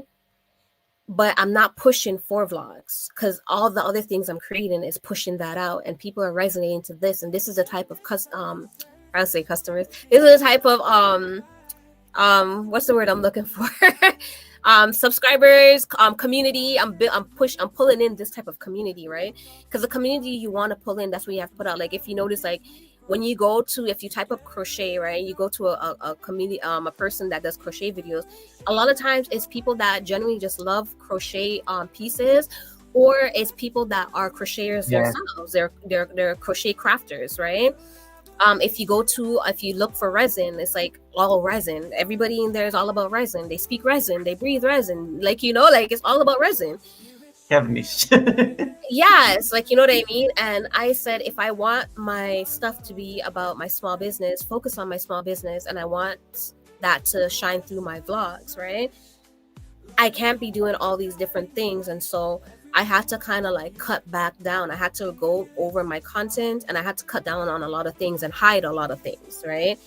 um and my views did go down a lot because of that, but I look at it as now I'm rebuilding, I'm starting from scratch, right? Because now I have to retrain the algorithm, like you know, to figure out who I am, to see what I'm about, like you know, it's like a reintroduction.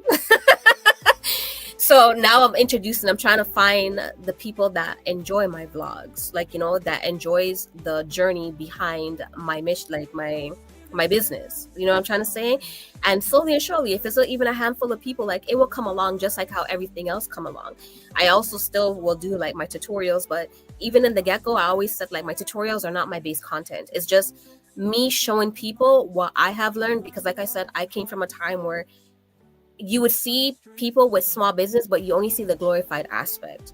Like, oh yes, you know, I started from scratch, but I'm driving a Mercedes Benz. I live in this 2-story condo, and you know, type of thing. And they're not showing you the journey and the sweat and tears that went into it, That's right? Yeah, and they weren't showing you like a lot. There was few people that was actually showing you how they do it, but not many people were showing you how they do it, right? mm. And so I was like, you know what? I'm gonna, as much to the best as I can, I would show people like how I got here and show people how I do things. Like I show people how to do my tutorials. Don't get me wrong. I don't show you guys how to do the things I do specifically for my brand, but I show you something similar so you can get into it. Like, you know what I mean? You have to sell the idea. You have to sell the idea. Novelty. The first check that you got that was not negative, that even you are like, man, I made a profit. Like I've gotten something extra out of this sale. Um, how long did that take you? Like, what was the, because you're making these mistakes, but you're also learning from them, because you're like, oh, I can do this, I can let this go, I can introduce this, I can try this. that first check that you got, and you did your mathematics as a businesswoman, and you're like, okay, we are not negative anymore. We are doing well. What was that moment like, and how long did it take you to get there? And I think that's what TBT was asking down there on the chat. How long did it take you to break even or be profitable? Okay, so for me, at that moment, it took probably like the second year, to be honest. It took the second year because like I said, the first year was basically like a learning curve, and then the second year I had to implement what I was learning so I could make it. So by the end of the second year, I started to like make some money that allowed me to reinvest within my business. And it was good like that for a while, but then life was life in, and I flatlined on my business for a while. I flatlined on my business for a while. So right now for me, it's like a reset. But once you're applying everything, right? Once you're applying everything and you've learned from your mistakes and you're pushing out your content, it's not going to take that long because people like what they like and they see what they like. But you also have to understand that not every platform for everyone. One thing I learned, and I think what made it speed up even faster for me, is I started on Instagram, and Instagram was a very good platform for me. The people on Instagram, they loved the clothes that I was putting out. They loved it. They purchased all the time. Even when I wasn't posting, they were still messaging me like, hey, do you still have that purse? Do you still have that bag? You still selling that da-da-da-da type of thing? Like, you know what I mean? So that was just making money on its own without me doing too much, right? But I realized with Instagram, like, it wasn't good for like my tumblers and my phone cases and other things that I had going on. I went over to TikTok and I realized that TikTok over there, they love my tumblers. Like, you know what I mean? So you have to, and then I went on Pinterest, and Pinterest was a major one for me. Pinterest is huge.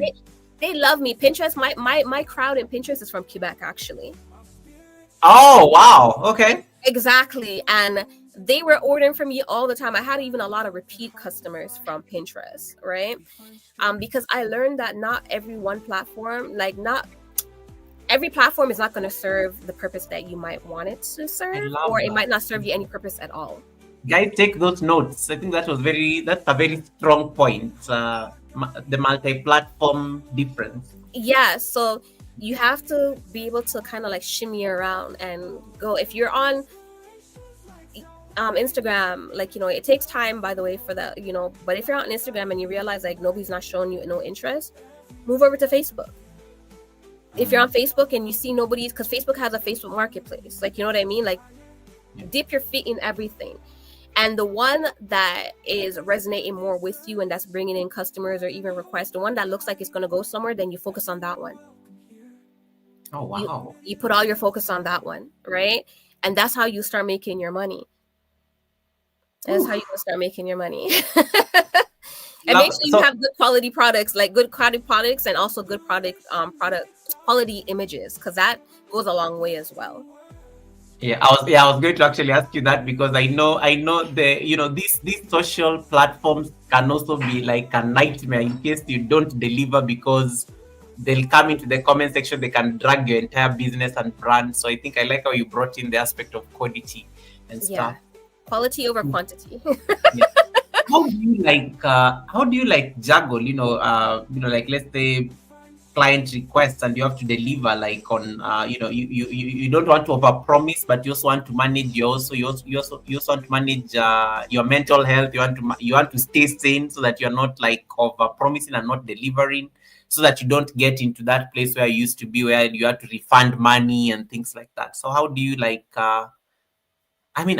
juggle all these platforms and still make sure that you meet the clients, customers? Again, I learned from my mistakes, so now I set boundaries. I set boundaries. For me, like right now, I've been working from morning till night, literally, for the past month, and that's only because I have a market coming up at the end of the month, and I need to be prepared for that. But other from that, I set a goal for myself. I get up, I do what I gotta do, and then I come into my my workspace, either from 9 to 5 or 10 to 6. right? Ooh. When 6 o'clock hits, I clock out as if I'm working for the man. Like, it's like, oh, okay, I'm out. time to go.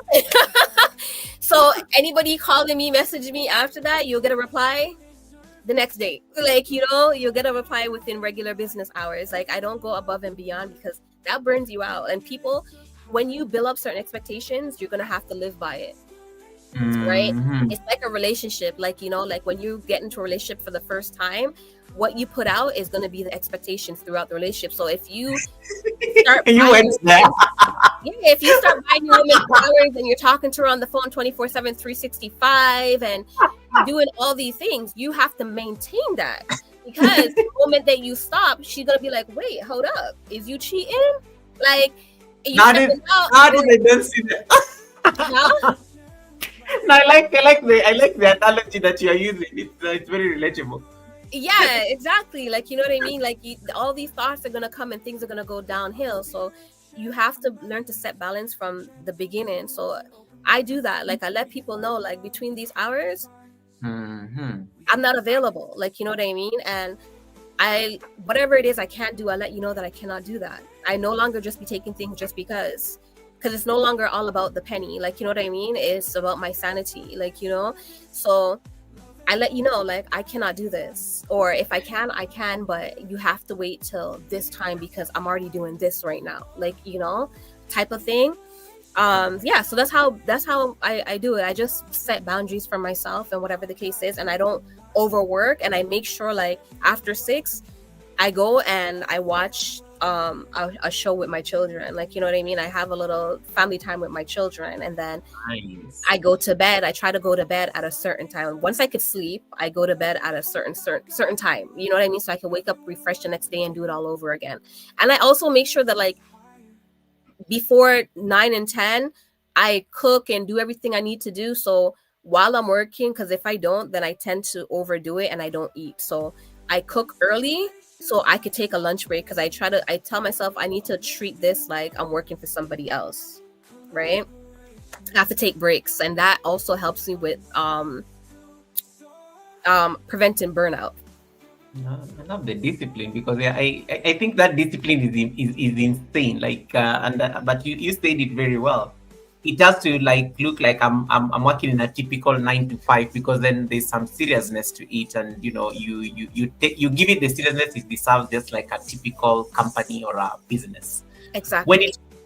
When it comes now to like pricing yourself, when did you like how did you like navigate the pricing issue? Because one of the things that small businesses normally struggle with is knowing their worth.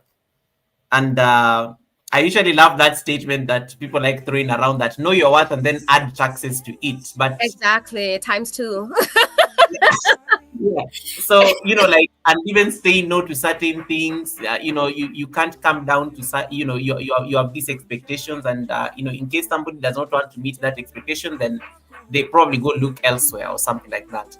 And that's okay. um and that's okay. So help us, like, in case there's a small business here, somebody is trying to start a small business and they're struggling when it comes to that pricing, especially you say the time.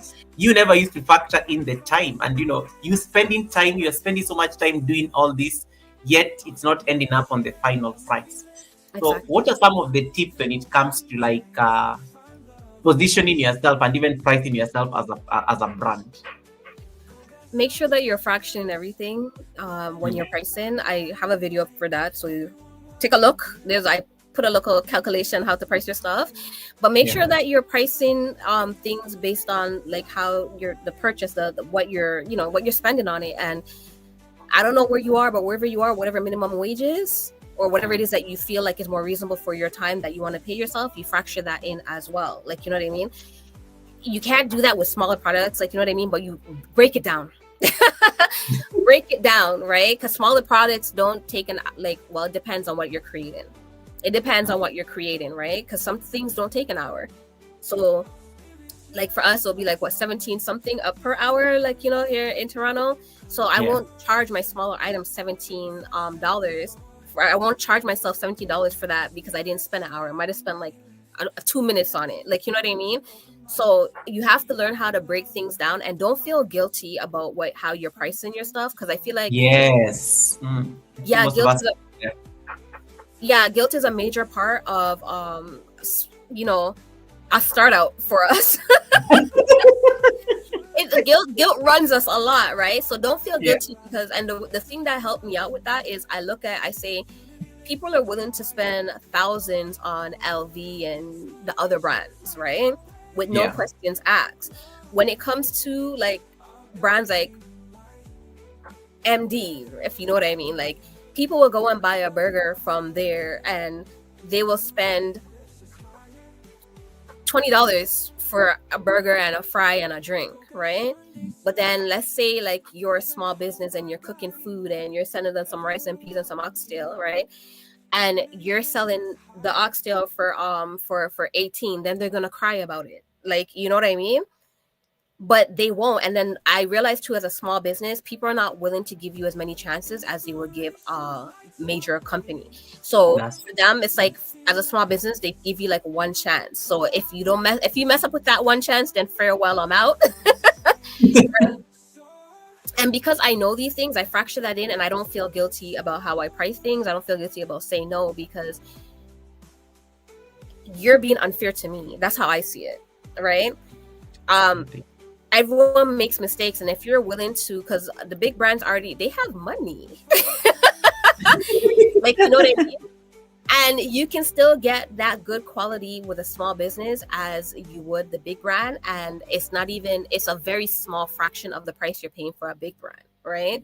Like, for instance, I sell these glasses and they're very good. Actually, my vendor told me that I should sell them at $80. I sell them for $12, right? At the time, I sell them for $10. They have UV protection and all these things. They're actually my best sellers.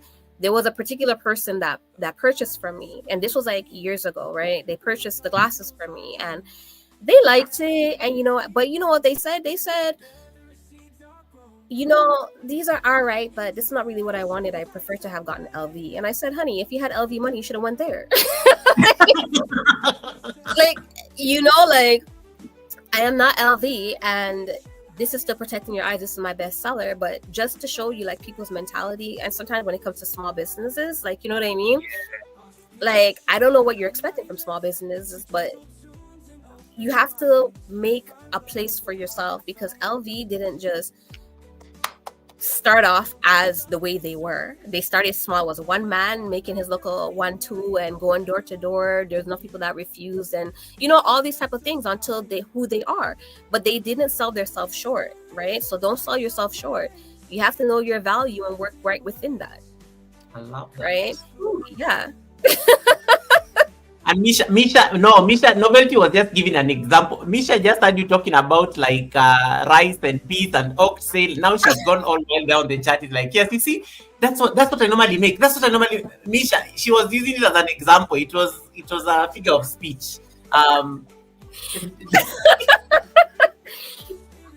You see, now she's like telling everybody on the chat. You see, she even knows what I do for a living. This woman is just something. All right. You have a question here by TBT. TBT is asking you, Novelty, interesting to hear about the multi-platform approach. Is the YouTube shopping in the mix too? If so, how is the experience like? I haven't reached the first tier of monetization yet, so I don't know how the shopping is. If that's what you're referring to, the connection of the shopping or whatever, I don't know about that yet. But in terms of like getting sales on YouTube, that's in the mix, yes, because I have received sales from YouTube, and I don't have many followers, right? So like I said, it's all how you put out your thing. And I know I could make even more, and I could have made even more, but as I said, like, for the longest of period, because I was getting used to YouTube, I haven't really been pushing my brand how I should be pushing my brand, how I know how to push my brand. Don't worry about it. Fear not. It's in the working. It's coming. I love that. And I like how you're already doing these things early enough, because if you've made sales off YouTube and you're not yet even monetized, that's a sign of the things to come. Yes. Which is your most favorite platform, like for pushing your products? Like, you've explored TikTok, you've explored Instagram, you've explored Facebook, you are now on YouTube, you are on Pinterest, which of course at least has people who are closer to you. Which has been your best platform to promote your products? Honestly, I have to give it to Pinterest. I love me some Pinterest. And Pinterest loves me, and like I said, a lot of my customers over the years have been from Pinterest. But second in rank, honestly, is YouTube. And the thing I like most about YouTube is because it's like there's different ways that you could promote your product. They have so many different options. You could do shorts, right?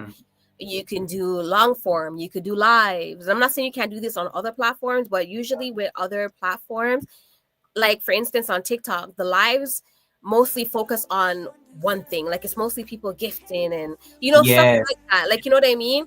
So different platforms have different focus. On Instagram, I find it's mostly people, like it's more of a chill kind of connection where you just want to sit and talk. Like, you don't really see people selling anything on lives there. Maybe they haven't looked hard enough, but I haven't come across that really. Yeah, Instagram, no, you are right. Actually, it's normally a chilled live. I really not much selling going on there. Exactly. But here on YouTube, it's a variation of different things, right? You see people, you scroll up to the right, you see people selling something. You scroll up to the left, you see people crocheting something. You scroll down a little bit further, there's somebody just sitting and talking. You scroll down more, there's some kind of madness in the corner. Like there's so many different type of things going on, right? That opens up a lot of different opportunities. And then there's also like the community tab. Like you could post your products on the community tab. Like, so whatever eyes you're not getting on your lives or your long form or your shorts, you could get those on the community. So for that, I feel like this is the best platform, like for people that is really pushing out. And YouTube has a good amount of people, right? But Pinterest, like I said, is number one because everybody could see your product. Once you're putting out good pins and stuff like that, your pins could go very far. YouTube, in a sense, is limited to me in a sense because it's not always going to show your products to everybody. Like I said, YouTube is all about what the algorithm is looking for and what the people wants, right? So if people aren't really resonating to your content, it's not getting pushed out. So it's still a limitation to an extent. Like, you know what I mean? But if you know how to work it and you can overcome it, amazing platform. The possibilities are endless. There's a commercial break question, and Novelty, don't feel trapped at the Sunday service. In case you need to stretch and you need to walk out, always feel free to ask. Don't feel trapped here. Okay. People are enjoying the conversation, and so it's like, Goga, didn't you say we are only going to be here for 2 hours? So please don't look at the time for me. Like, Goga, did you say like we're only for 2 hours and stuff? David is asking you a question. Okay. Would you tell? Oh, I'm sure you've heard of this before. This is normally not a serious question, and David Danta normally has a segment at the Sunday service called the Okra question. Okay. Where we have to find out what is the guest's opinion about okra. He's not actually asking a real question. It's just that he has to find an official or a formal way of asking your take on okra. So okra, as in like the green slimy food. What is that attitude, Novelty? What do you mean like the green? What is that? Did I smell attitude in that statement? Novelty? I don't like okra. I'm sorry. Okay, guys, you can just thank you so much for coming to the Sunday service. This was really nice. It was the attitude in the statement for me, even before she gave the opinion. Let us move on. Forget I even asked that question. I hope David did not hear that. I'm sorry. You know what? I guess I've been learning a lot of this. I think I thought you're from the Caribbean. Like, what is your family going to think when they replay this statement? My mother already knows. She knows. Don't make it don't make it for me. Like there's certain people always try to convince me over the years, like, oh, it's because you haven't had it cooked right, or you haven't. No, I don't like it. It don't matter how you flip it, toss it, or turn it. I don't like it. I love how novelty's accent just went back Caribbean just to explain this is important. I give up. David Hunt, congratulations, you win this one. You win this one, David, hands down. So please don't send me videos on my WhatsApp, David. Don't send me videos on my WhatsApp like doing a victory dance or anything. Please, thank you. He always says now he's going to record a video and then send it to me saying, "Goga, you lost." It's a whole thing. So please don't send me those videos, David. I'm not going to play it. That's so funny. Oh my goodness. Let's go back to you talk a lot about your brand, and I was just looking at your channel, guys. Let me just, if you have not connected to Novelty, please make sure you jump over there. There's a link that is pinned there. It will take you there. Is what I was saying earlier when we started the Sunday service. Mm-hmm. You are not just a casual visit on your channel. It's already like a testament that you're not just winging it. It is the banner for me. It is that profile picture, like Novelty Queens, that lady with her crown, and oh my goodness, that is that, like you're not just doing things like randomly on the channel, and also it's just the channel name, Novelty Queens Designs and things like that. And you tell us what to expect: crochet, shirts, t-shirts, jewelry, bag, charms and tumblers, designs you love, tips that you will use. Right. It is all out here, and you also shine a light on growing a small business. Right. Why is it important to actually, because you talked about it and you are giving examples about Pinterest, even things as good as the quality of the pictures you take. Right. You don't want your brand to go out there with like half-baked work. You don't want you to be having blurry pictures when you're selling a product or things like that. It is very important for you. This is really good because we are always saying, we are, you are what you sell, literally, and people make judgments based on what you see. Like somebody will come to Novelty Queens Designs and they've already made their judgment. They're going to decide whether they're going to hang out here or they're going to walk out. Right. Why is this important for you, and how much time did you take to design these things? Because I know you did not take a day for sure, especially that profile picture. It's over time. It's over time. It's over time. I try to be very intentional with my brand. Very, very intentional. And honestly, when I first started, that was another mistake I made. Because I wasn't intentional. Like my name was everywhere. Don't get me wrong, but I never really used my brand colors. I wasn't trying to I didn't make an imprint. When you have a brand, your goal is to make an imprint on your customer. Just like when you see a LV purse, even if the name if it doesn't have LV on it, you can know that's LV. When you see Prada, you know that's Prada. Like there's certain brands that you just see and you just know, whether it's by the aesthetics or the quality, you just know. You can know a Nike t-shirt when you touch and feel a Nike t-shirt. Like, you know what I mean?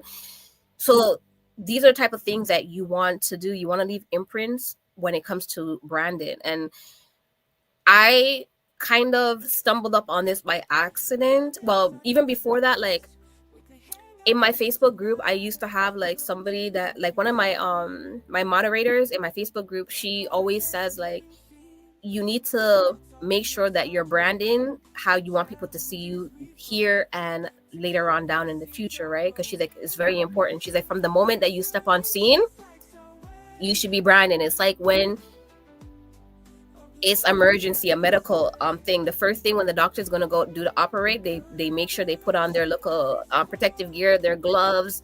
They don't touch anything because you want to contaminate. It's the same thing with your brand, right? When you're coming out, the first thing you want to do before you even put your brand out there is make sure that you have everything intact. Your colors, your name. You could have your brand mission, all these things. You want to have that set, because when people Google you, right?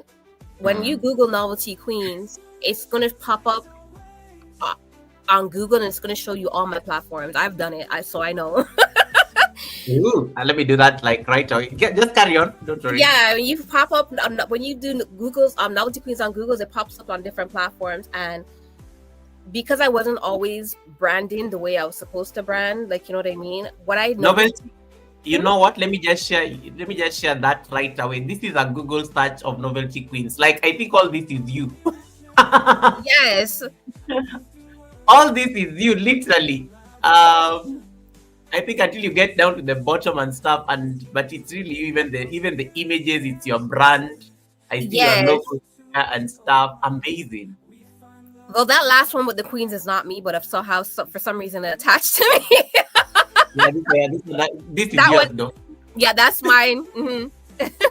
Wow. Okay. So, Yes, please. but see, yeah, because you want, and And see it's how, even images. Most of them is you. yes, because when I started my brand, I was the only novelty queens, right? And so now Google's, because I'm on Google's and everywhere, so Google affiliates all kind. As soon as you put Novelty Queens, as you can see, Google automatically affiliates it with me because that's my brand, right? Even if it has nothing to do with me, it's putting it up as me. If you use hashtag or whatever that is, if you use Novelty Queens, right, in your hashtags or your tags or whatever, when you type my name, it's gonna pop up with my name, right? Wow. Yes, and that's why, like I said, from the get-go, you have to put out your brand. Like when I, by accident, I was on Canva, because y'all know I love me some Canva, and there was something, yeah, there was something that popped up. I don't remember what it was, but basically it was saying like you could identify brands here, right? And so I was like, oh, just out of fun, let me put my name in and see. I honestly didn't think that my brand was like that. Oh. Yes, but when I put my name in there, my brand popped up, and I was like, On wow. Canva? Pardon? On Canva? Yes, it's on Canva. Wow. There's some app that they have. I don't remember what it's called. But yeah, it was on Canva. It was an app I just located by accident, and I put my name in it, and my brand came up. And what made me actually wanted to go back and start revamping and putting out my brand colors is that one thing that popped up, because yes, it had my logo, right? But underneath it said it was showing my brand colors, and the brand colors it showed was something like blue and orange, and there was like green, and it was way off than my brand colors. And I said, that's not my brand colors. Even with the logo right there, y'all can't tell my brand colors. And I realized it's because like I'm not intentional with my branding. I don't use my brand colors when I'm putting my brand everywhere, right? And a lot of times I wasn't always using my logo. Like other from like the display pictures, you know, I don't use my logo places and stuff like that. And so because of that, I started becoming more intentional. So I started using it. Like if you notice now my YouTube, this was like within over the space of 3 weeks, I started to change things around. And I started to change over like thumbnails, and I start to add thumbnails with my logo. Like my lives, I have some with I put my logo on it, right? It's always been on my what do you call it? It's always been on the YouTube display pic. My logo's always been there. That hasn't changed. But for the banner, my banner was actually, I think it was off-white or something before that with pink writing. And I said, no, this is going to throw things off. So I changed it to black, and I add the gold, and I add my brand colors in it to be more intentional. So at least hopefully later on down, when somebody does type my name or something like that pop up again, my brand colors will pop up and they will know like this is novelty. Because if one thing I've noticed is over time, like if there's a name that nobody else has, everybody wants to be that. Yes, because now they're like, that's true. Yes, everybody wants to be that, right?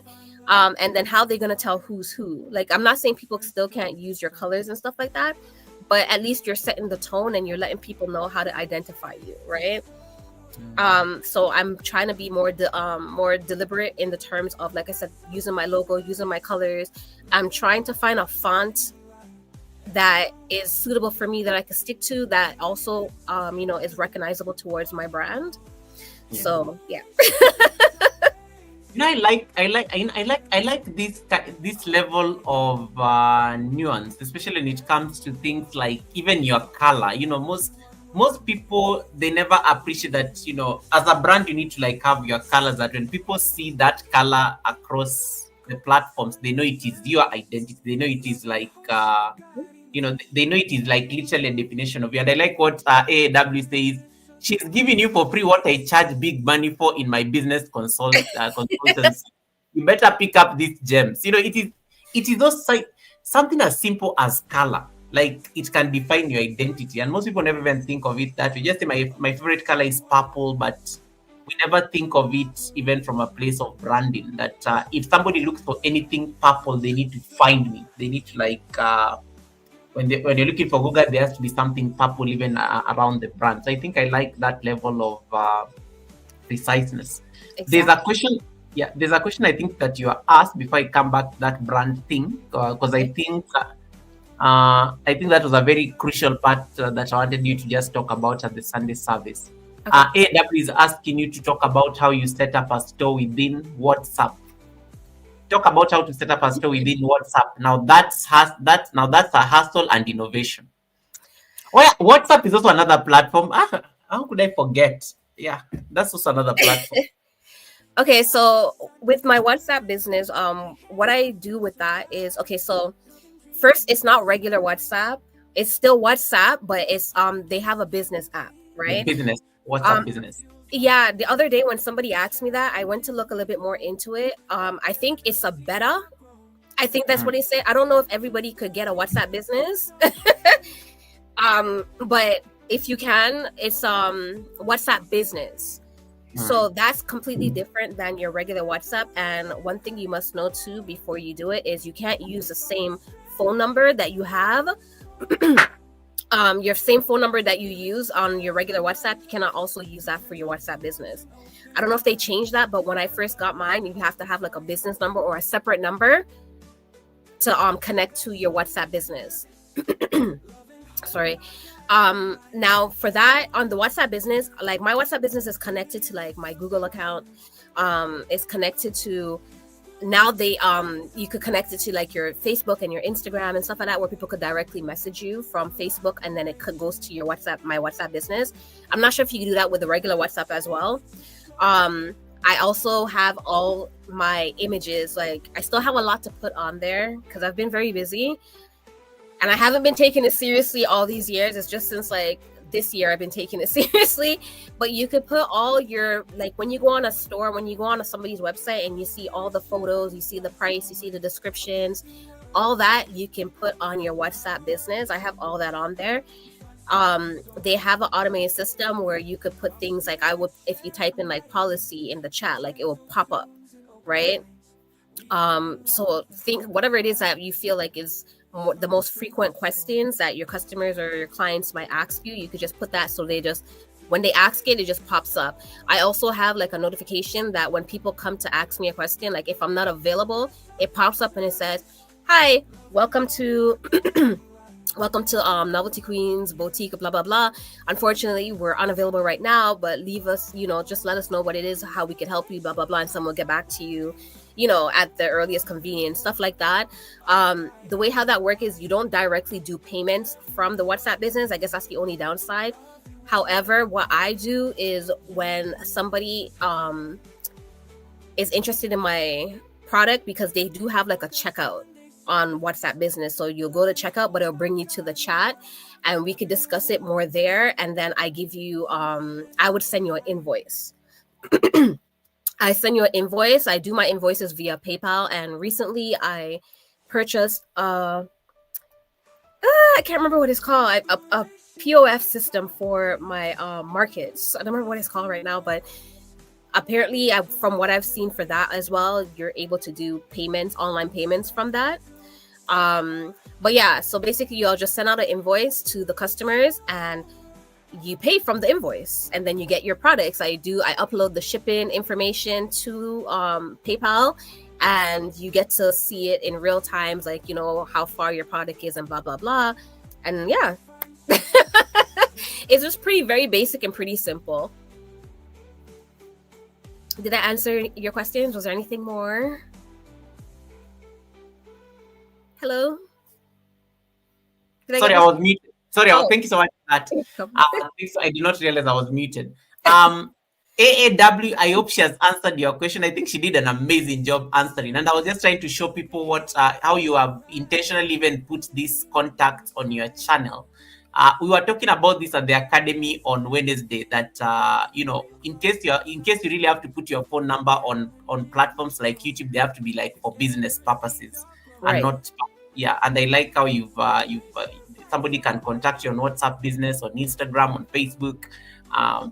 And I like how it's consistent, throughout there. It's guys, that information is there, and she tells you what to expect even on the description.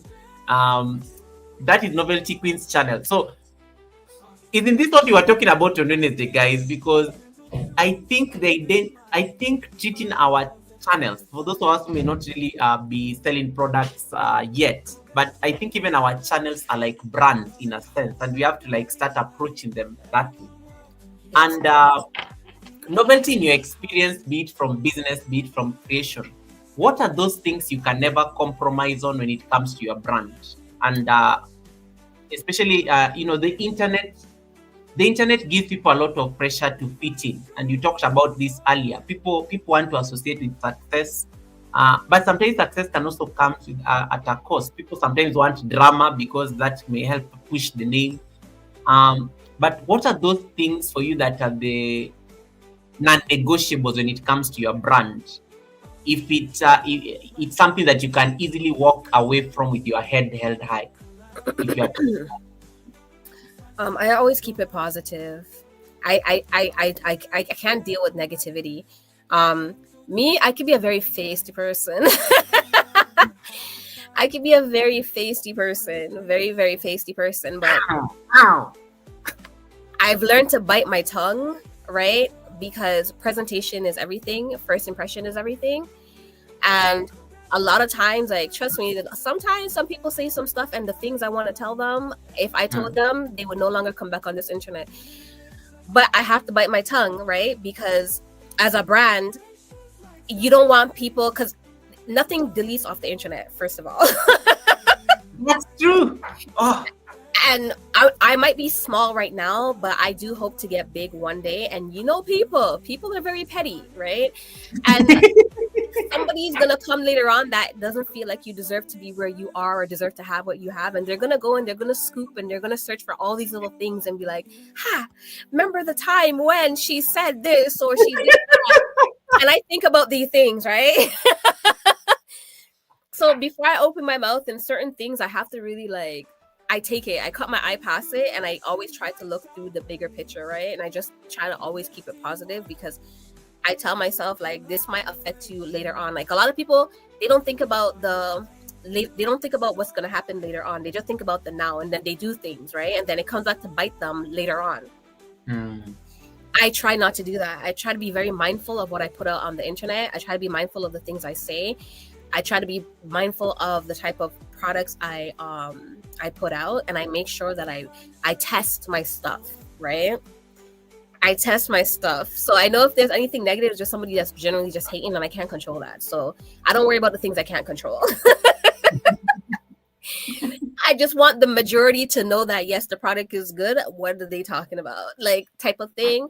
So, I just try to always keep it very positive. I try to keep it very positive, and I try not to entertain negativity or anything like that on my channel or where my brand is concerned, because I don't want it, like I said, I don't want it to affect me in the long run. No, I like that, because like, one of the things I always even see with organizations, because sometimes I always say, sometimes look at how corporates behave. A statement cannot be issued unless it has been cleared by the boss or something like that. Exactly. Because the company does not want to catch itself in a very awkward position that it pronounced itself on an issue without consulting or without full facts or things like that. And I think that's a very good lens, because this is the internet for sure. Exactly. Somebody's always watching, somebody's always listening, somebody's always waiting, somebody's always waiting. So you always have to be mindful of that. Always. I like to treat my business as if like I'm a major company. Ooh. Yeah, like I'm a major company. So I try to implement the same things that a major company would implement in terms of like policy and like, you know, like mannerism, like, you know, professionalism and all this type of stuff. Because you have to, I believe that you have to live the way how you envision, right? The way that you present yourself today should affect how you're going to show up tomorrow. So for me, I make sure that I'm doing all that within my brand, and I try to keep the same energy at all times. I try to keep the same energy, and I see myself as a big CEO for a big company, so I act. Yes. I act the part. Absolutely. Guys, have you seen our titles? And you have to start owning these things even in how you like address it. Have you seen our titles on the live stream? Like I'm not just Google. She's not just Novelty Queens Design. She's the founder, you know? The founder, like CEO, you know, CEO and founder, host and curator in chief, you know, you have to start flexing with these kind of things. It's a brand move right there. And don't feel shy about it. Don't feel shy about it. Exactly. Yeah. Don't listen to naysayers. I should tell you, do you know the story behind president? There's a time I got into drama with this, you know, people call me president and stuff like that. Because when I opened my academy, I said I'm going to be the president. I said I'm not going to call myself professor, I'm not going to call myself lecturer or things like that. So because they were calling me president anyway, so I said I'm going to be the president of the academy. Now somebody got into drama with me on YouTube, and then they go to their channel and they start talking trash about me that, oh, he calls himself president, and then I like the people on the chat because they say, you know, you can be a president as well. Goga never claimed to be the president of the world. He's the president of his academy and he owns his academy. So go create your own country or whatever it is and then be the president. And it was very interesting how I think she had to come and apologize and things like that. And I was like, you know, your words are very important. So you are a CEO, own it. And don't feel bad about it. You're a king, you're a queen. Exactly. You're royalty, baby. You're the brand. Like, if somebody comes and thinks that you are, why are you calling yourself the queen and the queen died? It's like, I'm the queen of my kingdom. You know, I did not talk about anybody's kingdom. It's the Novelty Queens Design Kingdom. It's not the United Kingdom or whatever other country that has. So I think I like that in terms of being intentional even about your name. When it comes to like, let's say, the tools you use, what are some of your go-to tools when it comes to creation? Be it on the t-shirts, be it on the tumblers. What are like some of those go-to tools that you normally like use? And now you've admitted that you're a Canva girl, so that is good because now we know. How does Canva also help your content curation? In terms of like my designs and stuff, the designs that I put on my products, on my t-shirts, Canva is my go-to. Canva's my go-to. Canva's my go-to. I also have like a Cricut machine. For those are like when I want to do vinyls or when I want to make. It kind of goes hand in hand with my Canva because whatever I create on my Canva, I could send it over to my Cricut and print it out. Like just now, I have to. Well, not today, but within a few days coming up, I have to make me some labels for my products and stuff like that. I'm gonna go on Canva, create it, and send it off to my Cricut to print it out. I mean, to cut it out. I have my heat press for when I do my t-shirts. Actually, there's a lot. Oh, you do have the heat press, the thing. Okay, wow. I do. I have my heat press. Oh man, I have a lot of things. This thing right here, kind of in the background. This is for my lazy days, for my crochet days when I'm making hats, like when I don't feel like doing it. This I did by hand, but sometimes when I don't feel like doing it by hands, when I want to do it quicker for the mask, I use this right here. You have that machine that I always see on Instagram. Yes. There's wow. that. I have quite a bit of things that's very important to my business. There's a lot of stuff that's very important. I just recently added a few more items. These are gonna I think I left them downstairs, but they are going to cut like this from my earrings backs, like when these things here, and to make the holes. I've just bought a new little machine to make the holes. Ah, nice. Yeah, so that way it's gonna save me from having to keep buying these. So I just buy cardstocks now, cut out the shape, and then I use the machine to print. It saves a lot of money because me, I like to craft and reserve my funds, you know. I like to do things on my own. My sublimation printer was actually a major part. I have to get back another one because it is how I do my phone cases, my tumblers. Um, I do a few t-shirts, my polyester t-shirts. I use that my sublimation machine for that. Um, there's quite a few things I use my sublimation machine for. So that is a major part, and my regular printer also is a major part. That's how I print out, like, because I do stickers, like for free gifts for my customers. I also have my partner in crime. That's what I call her. She's also a business owner. She does cookies and cupcakes. She also sometimes she what's the word I'm looking for? She hires me. Oh, nice. Yeah, so I would do stickers. Like just now I have to do 200 stickers for her, and do a few little displays for her business. So stuff like that. So I mean, there's a lot of machines I have that they come in. Everything is essential for my business. How much space do you take up? Because I mean, you said you had to like your daughter had to take up another room. Clearly, I take up a lot. Like right now, I have so many, like all my crochet stuff are downstairs on my because I have 2 dining tables. So right now my crochet stuff are on one table downstairs, and my daughter, she says yesterday, she's like, mom, she's like, mom, even if I have to, she's like, if I have to spend $1 million for you get another space. She's like, because this is getting out of hand. But I told her, I said, honestly, it's only until I'm finished creating everything, crafting everything for the market, right? Because like I'm more of other from like the clothes and stuff I have, I'm more of like a made to order type of business. Yeah. But because of this market, it's kind of pushing me to create more inventory.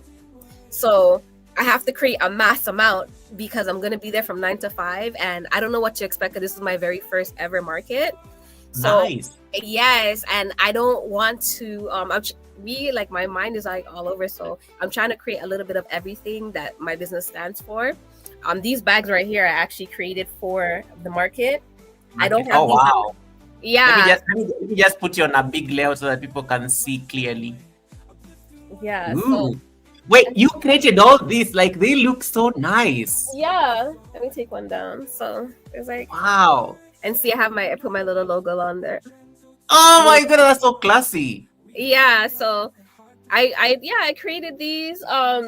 Novelty, we don't need to wait for the market. Guys, okay, can you talk about the business in case there's somebody on the chat who wants to buy these things, so you don't need to wait for like a market?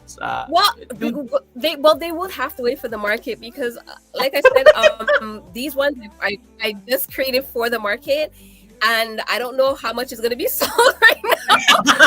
Also, if they want, they can place an order. Okay. Yeah, they can place an order, but it'll probably have to be like a pre-order, right? A pre-order, and you won't get that till after. But after the market, I promise, I definitely will be putting it up. I will be putting them up on my WhatsApp business. Plus, on top of it, Squarescape. I think that's what it's called. The POS system. I think I told you I got from my market. I realized that it offers a free website because a lot of people they're still not into the concept of WhatsApp business. That's more of my older customers. But it does have a free website, so I'm also working on that right now. So once I get that up, I obviously will be putting the link on YouTube so you guys could click and connect. And I will be putting it in my videos and let you guys know, like, hey, this is what I got. This is where it's at. I love that. Please, yeah, that market. I mean, you said it's your first market. Why is this important for you, especially as a businesswoman, a small business for that matter? Sometimes it's better to venture out so people could get to see you in person. They could see your product, because like you said, it's on the internet. You're not always like, it might look good on here, but you're not gonna get the the drift of it. You don't really see the quality. You don't get to see the feel. Like, you know what I mean? Some people, they want to see what it is that they're purchasing. If I'm cooped up inside my creative space all the time, my business space, nobody's seen that other from when they order. Like, don't get me wrong, I've never had anybody return anything. I've never had any any complaints.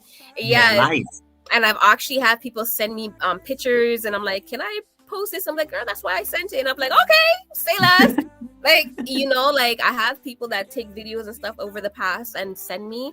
So I've had pretty good qualities. I actually had one product that was really bad. I had to stop selling that, but that was a mistake again that I learned from. But other from that, and that wasn't something I made myself. It was a resale. But yeah, other from that, like my actual products and stuff like that, I've never had a complaint about it.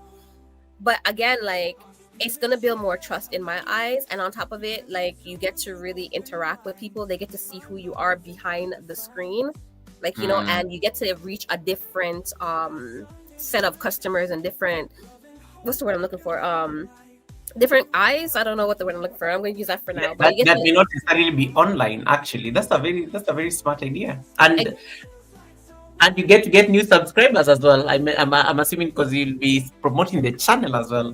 Exactly. And on top of it too, like, all the products that I haven't sold over the years via online, at least I could bring them, right? Nice. So people could see the quality of it in person, like, you know what I mean? And because they've been here so while, I get to mark down the price a little bit because it's a market, so they get like a little special price, you know. So you're gonna know, like, hey, this is market price right here. So if you ain't getting it now, if you want to get it later, it's gonna be a different price. Like, you know, you get to, you know. Right. We have between you and I, we have about 40. I think it's like about 40 eyes looking at us, right? Okay, 44 eyes. Okay, 40. Oh. 40 okay. There are many. I give up 50 because they just went up. So between you and I, we have like about 50 eyes looking at us right now. So in case somebody wants to like promote your business, maybe how do they do it? And Redroom is going to do Redroom is going to commission you to do for us man passes. So I think he wants a man pass, and he's ordering one for me as well. So I don't know. We're going to reach me in Kenya. I'll give you my color preference. You know, especially before you answer my question, are you seeing that bag behind you, the purple one? That one? Oh, it's not purple. It's pink. I don't know why. Oh yeah, that one. I can't. I'm sorry, man. Yeah, it's pink. This is so cool. I just it just stands out. Like, I was just like, oh wow, okay. Yeah, my man first can be probably this shade of color, or maybe purple. We'll see. Red Room, I think, yeah. Red Room, I'll have a purple one. Thank you. Guys, may you get yourself a brother who can order things on your behalf, even before the business deal is. Thank you, Red Room. I'll worry about the shipping. Anyway, so in case like somebody wants to like support your business, how do they go about it, so that at least we can get that out of the way? My WhatsApp. Market notwithstanding, I know market is a different thing, but now like somebody actually has seen Novelty Queens and they're like, okay, I need to promote this job. In terms of, you could share my content. You could use hashtag Novelty Queens or Queens Court, because that's what I'm calling everybody now. That's what I changed over to. So Queens Court, hashtag Queens Court. My WhatsApp business is in my bio. As I said too, I would surely, you could join my my community over on my channel. That way you'll never lose me. You can. I have Facebook. Everything is Novelty Queens. All platforms you can find me, Novelty Queens. Again, like I said, after the market. So probably I'm hoping to try to get my website up before the market. But if not, at least December my website will be up. So there will also be that, and I will be posting the link in my description. So that's the only means to support me so far. And pre-orders. Pre-orders. Like my man pass that Redzoom has ordered for. All right, thank you. I have to keep repeating that until Redzoom knows that he has committed to something. Okay, I like that. I like that. I like that. You talked also about the importance, and this may be the final of my questions before we go into the chat and look at the questions or comments. Hmm. My one of my final questions will definitely now be on what you talked about, the Queen's Court, which is like the community that you're building, and you said something very nice, like people who do crochet are likely to gravitate towards somebody who does the same thing. Somebody who Right. does like craft, somebody who is beading necklaces or things like that. You tend to like hang out with your people. It's like that is the Queen's Court may be actually people like who are enjoying that crowd or your vibrations, and as much as you would have wanted to do like some motivational content, but I know there's a way you can bring in motivation even in terms of the craft.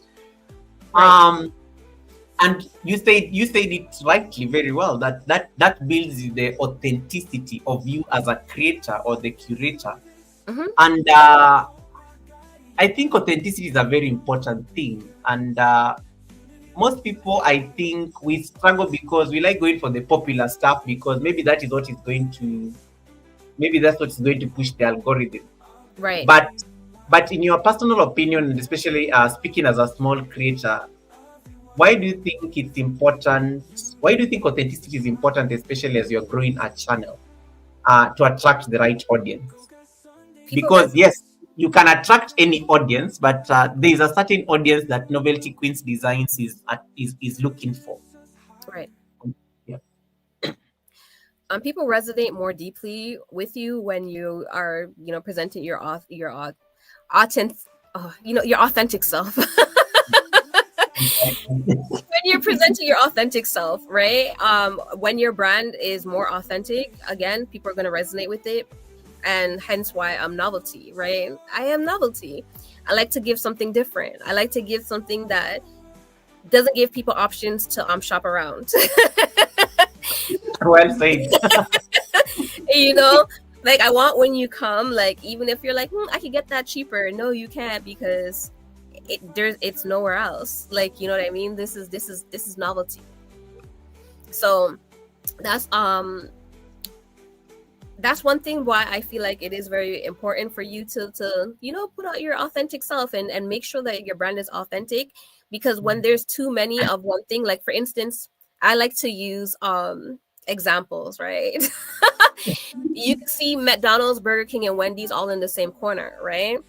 But because they're all authentic and they have their own versions of things, they're still gonna get customers, right? Mhm. And that's how I want to put myself out as a brand, especially a brand amongst other brands that's just like me, right? I want to be identified for my branding, for who I am. I want people to come to me because I have what nobody else has, right? For me, I'm always going to be given that energy. I always going to be given that energy, like, stop right here, it's where it's at. I love that. And Simone says, that is it. That is it. It's That is right. it. That is it. And then just a final set of questions, which is really the quick fire segment. Okay.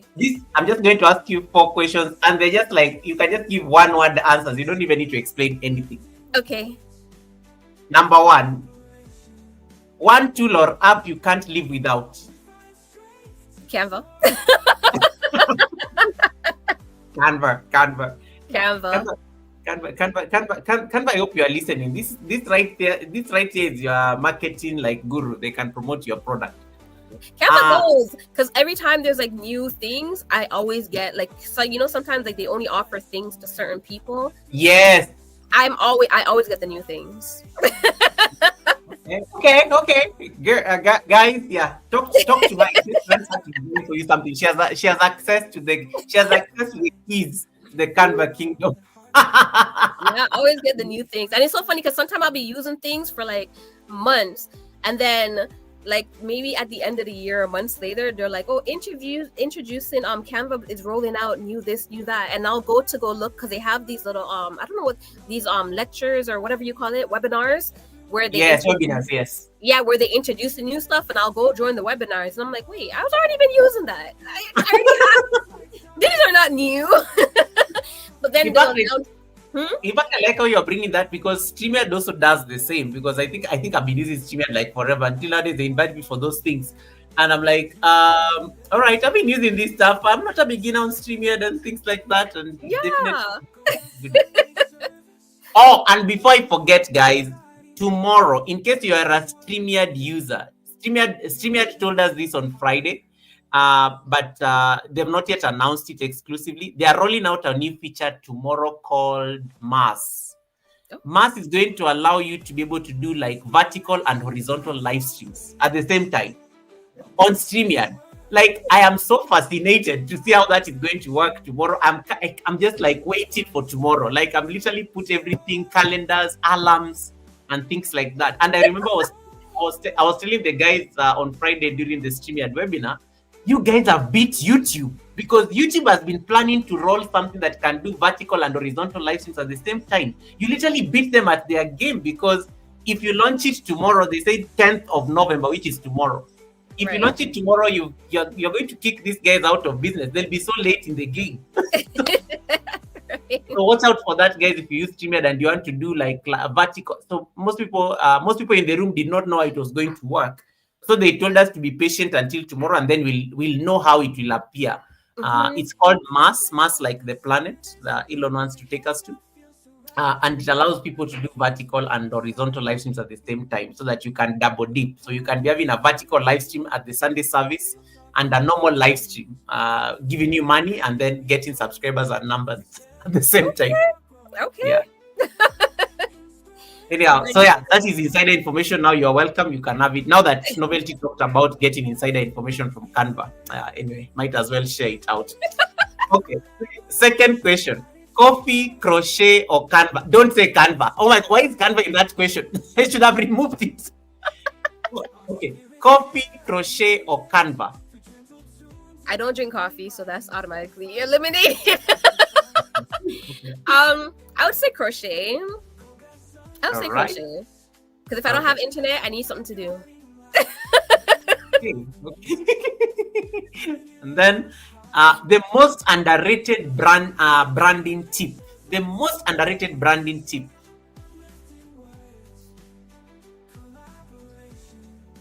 Take your time. Most underrated branding tip.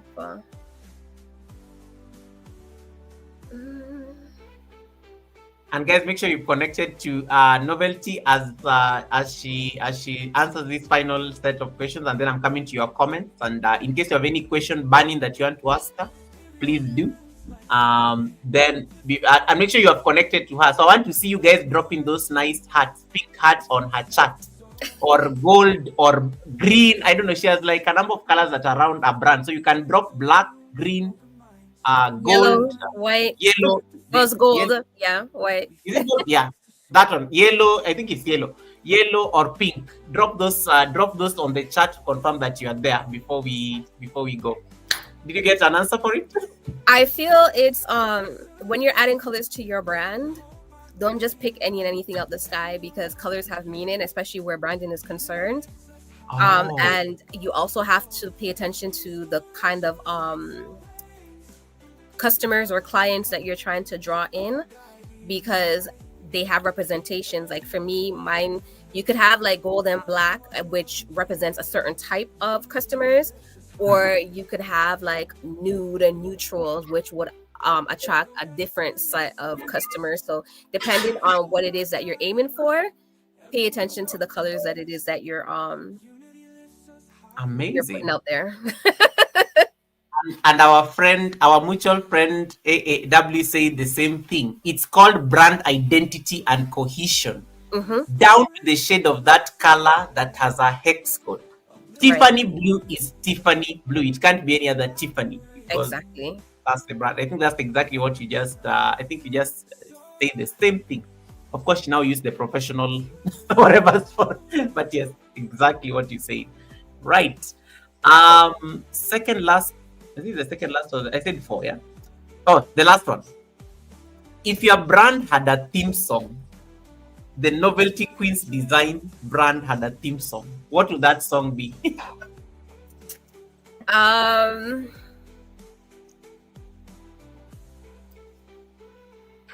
Huh. What would my song be?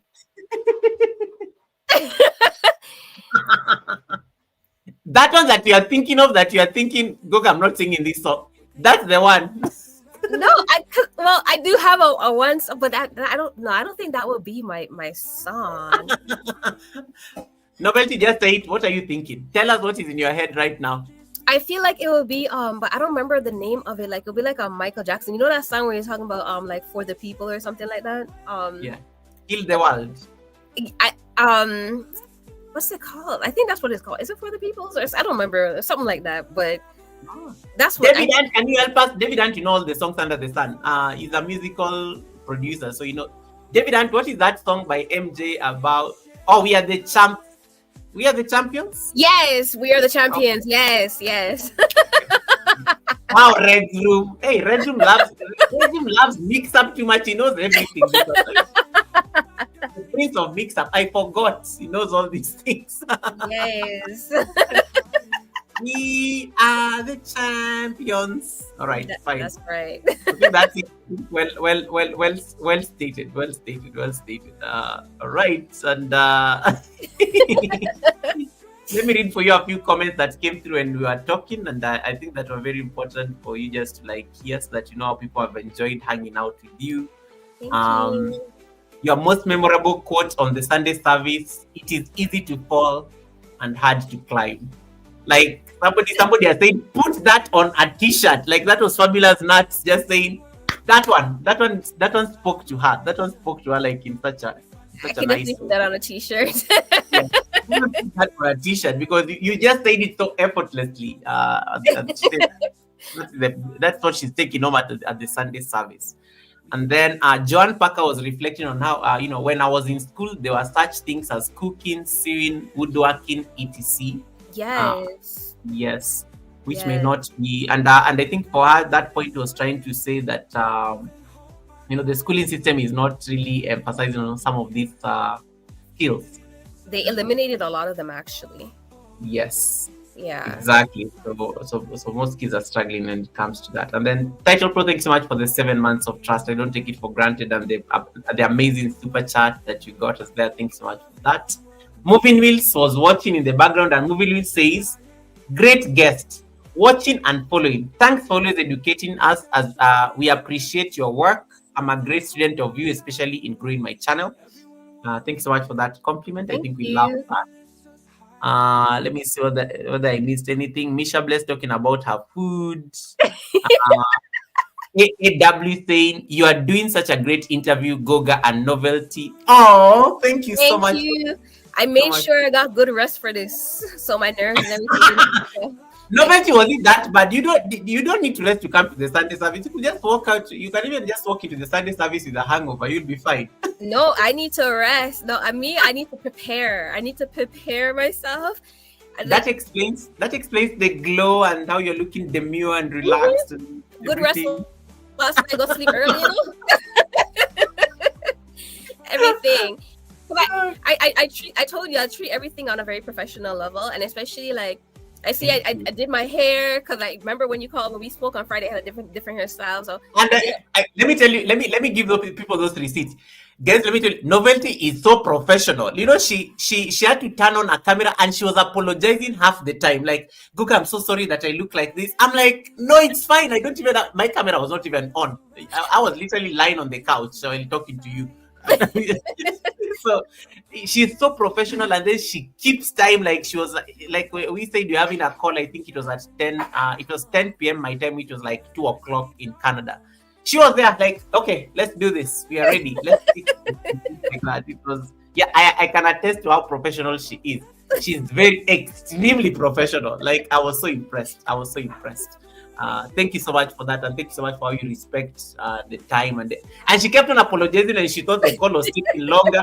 I'm so sorry that we are taking so long. Let's figure this out. And I was like, it is fine. I'm not going anywhere. I am here for you. So thank you so much for that. You really made my Friday, by the way. And then David Ant, after you talking about okra, now I'm not going to hear the end of this novelty because of you. This entire week, David Ant is going to talk about me on his live stream about how I lost the okra war. It's going to be about like look at him. He's like, oh wow, she's not only beautiful, she's smart and intelligent. Goga, this is Thank the biggest you. and the greatest co-host we have ever had at the Sunday service. She actually, to be honest, he wrote a comment like that down there because of your okra stance. Thank you. Goodness. And then Clementina Igadi says, "Nice. I never knew branding was that important. I need to be more intentional." I think this is when you're busy breaking it down. Yes, you should. It is very, very important. All right. And then AAW says, "This lady is brilliant and innovative. She was born to be an entrepreneur. Thank This you. is what impressed me about her the most." Oh. Thank you. And then she has some receipts there that I think let me say that I think you'll understand it. Girl, if camera phones were a thing when I was coming up, I'd be in trouble. Thank God for keeping me, because I was a whole fool. Then she puts laugh emojis. I think you understand the receipts.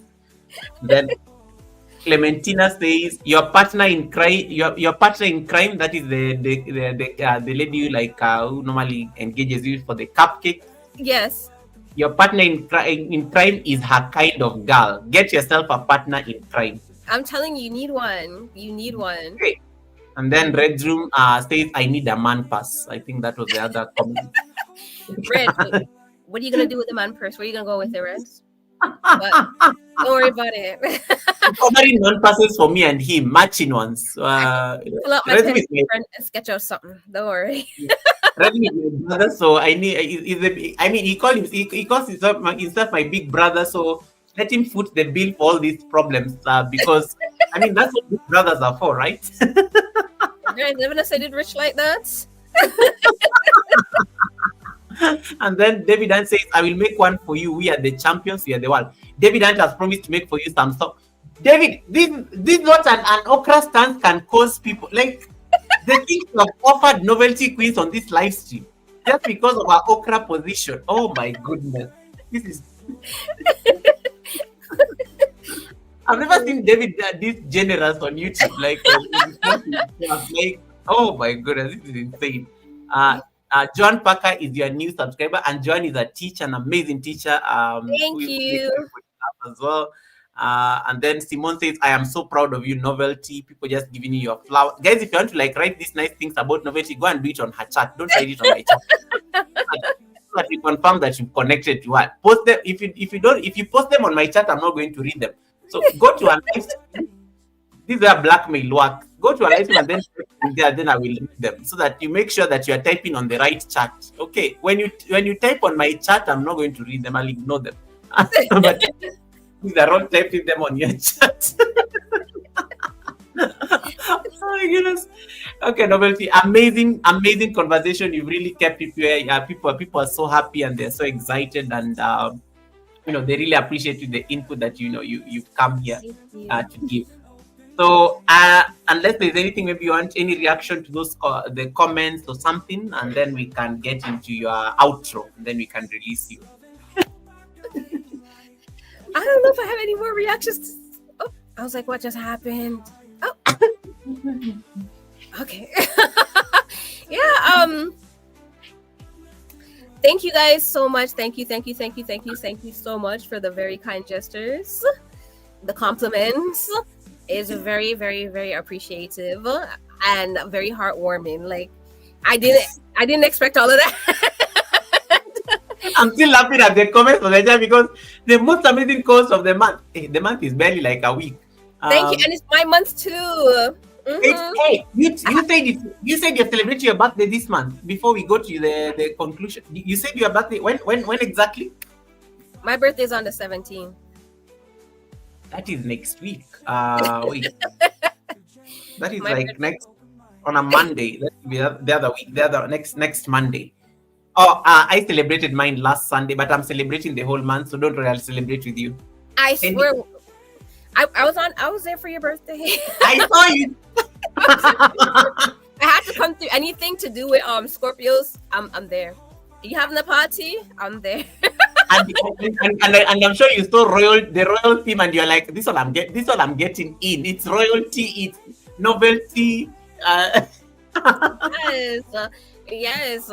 I feel like there's so many Scorpios on because there's so many. Every minute I see somebody's on community tab with happy birthday this person and happy birthday that person. I'm like, wait, you're in November too? Yeah, And it's so there's funny. so many. Yeah, like I find like people like you resonate with them a certain way. Like with Scorpios, you resonate with Scorpios a certain type of way, and then when you find out that they're a Scorpio, you're like, oh, that makes sense. Absolutely. So, guys, novelties. Any special thing you're planning for us on these streets, or what are the plans for that day and stuff? Just For what? For my birthday? yes. To be honest with you, I think I'm probably like an odd duck because I really don't celebrate my birthday. I don't celebrate my birthday, and usually I don't tell people my birthday. I have friends that I grew up with that don't know my birthday. Wow. Yeah, normally for my birthday, my daughter, she always asks me because I don't like surprises, so she'll say like, "What do you want for your birthday this year?" Yeah, and then they always let me say quietly because it's normally supposed to be a surprise, but every year they get me a cake.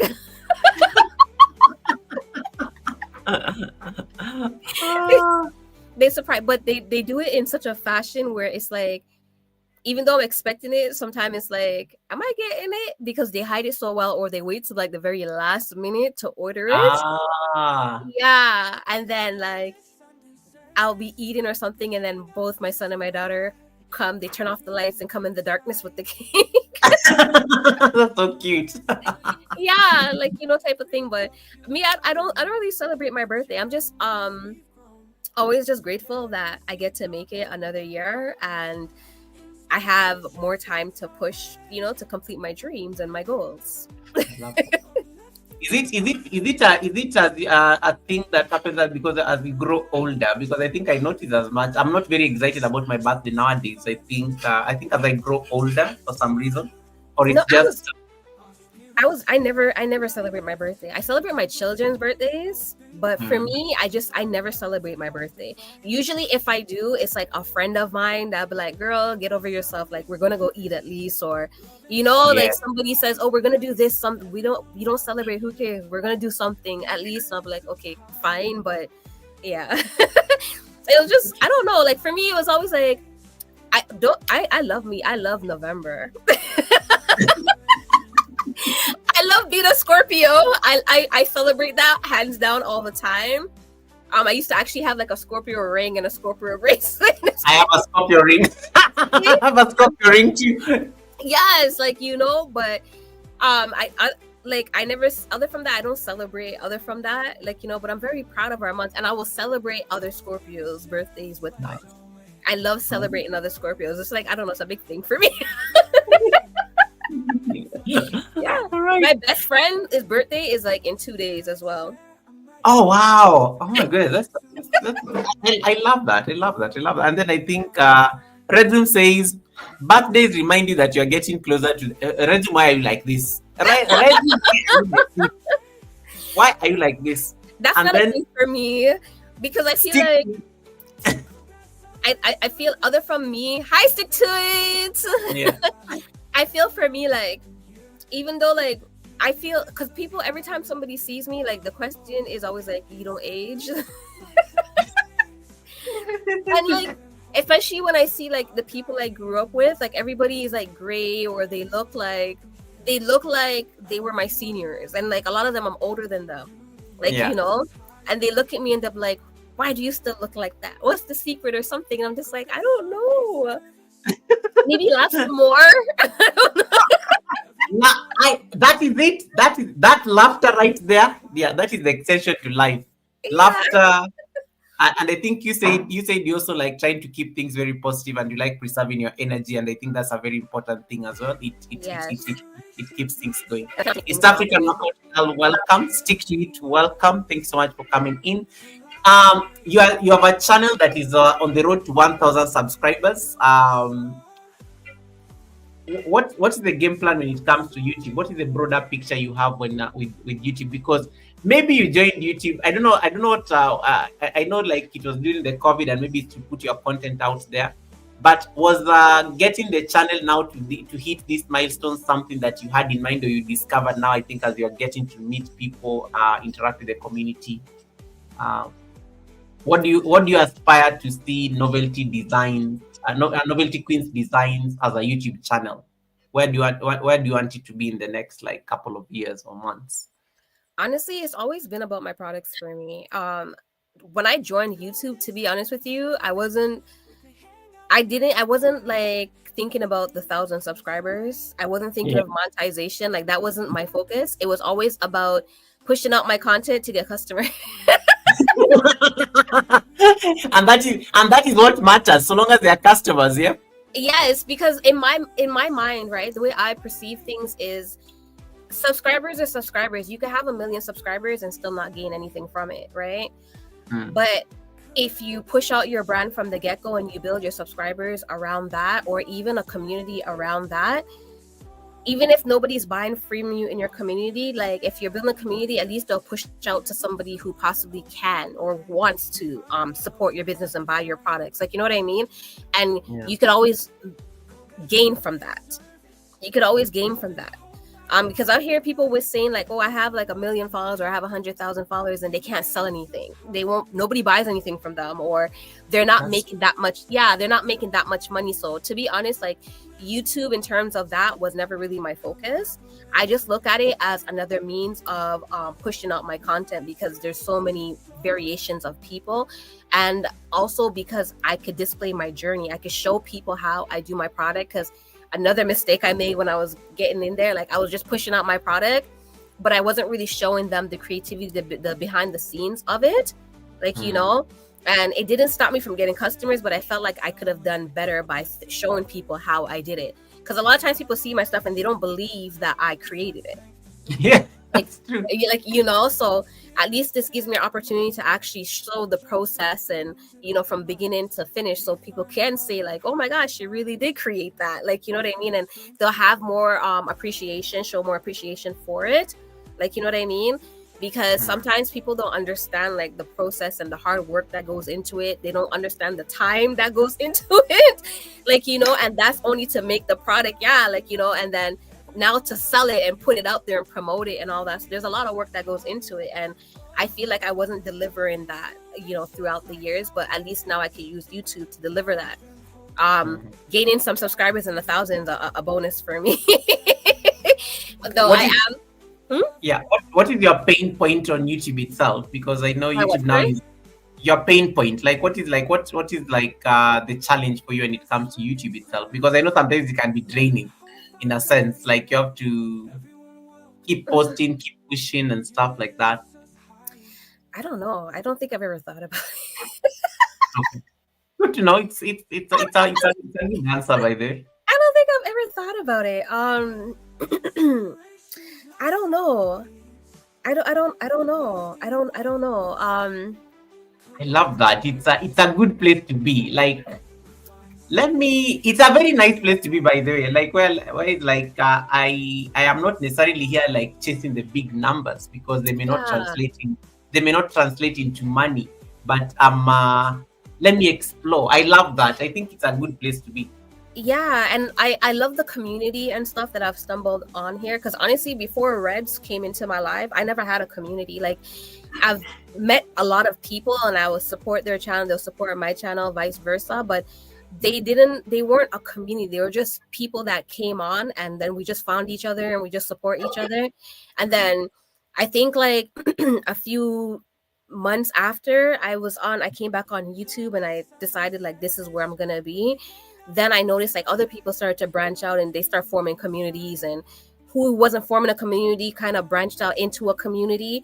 But I didn't find a place in which I could say, well, I was comfortable or I felt like at ease, like, you know. And then Rice pop up in my life one day.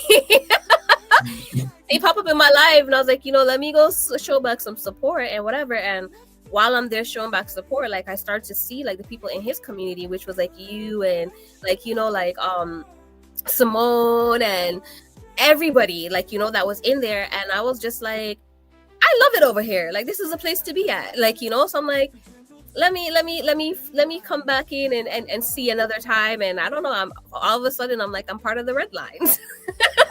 No, no, and it's important because it's giving people a lot of pressure there on the chat. It's like, guys, you need to get a monetized and stuff. And it normally starts like that. And even Simone, I think when you did an interview with Simone, I think a couple of weeks ago, and I remember Simone was telling me that she never even used to be active on YouTube until I think April.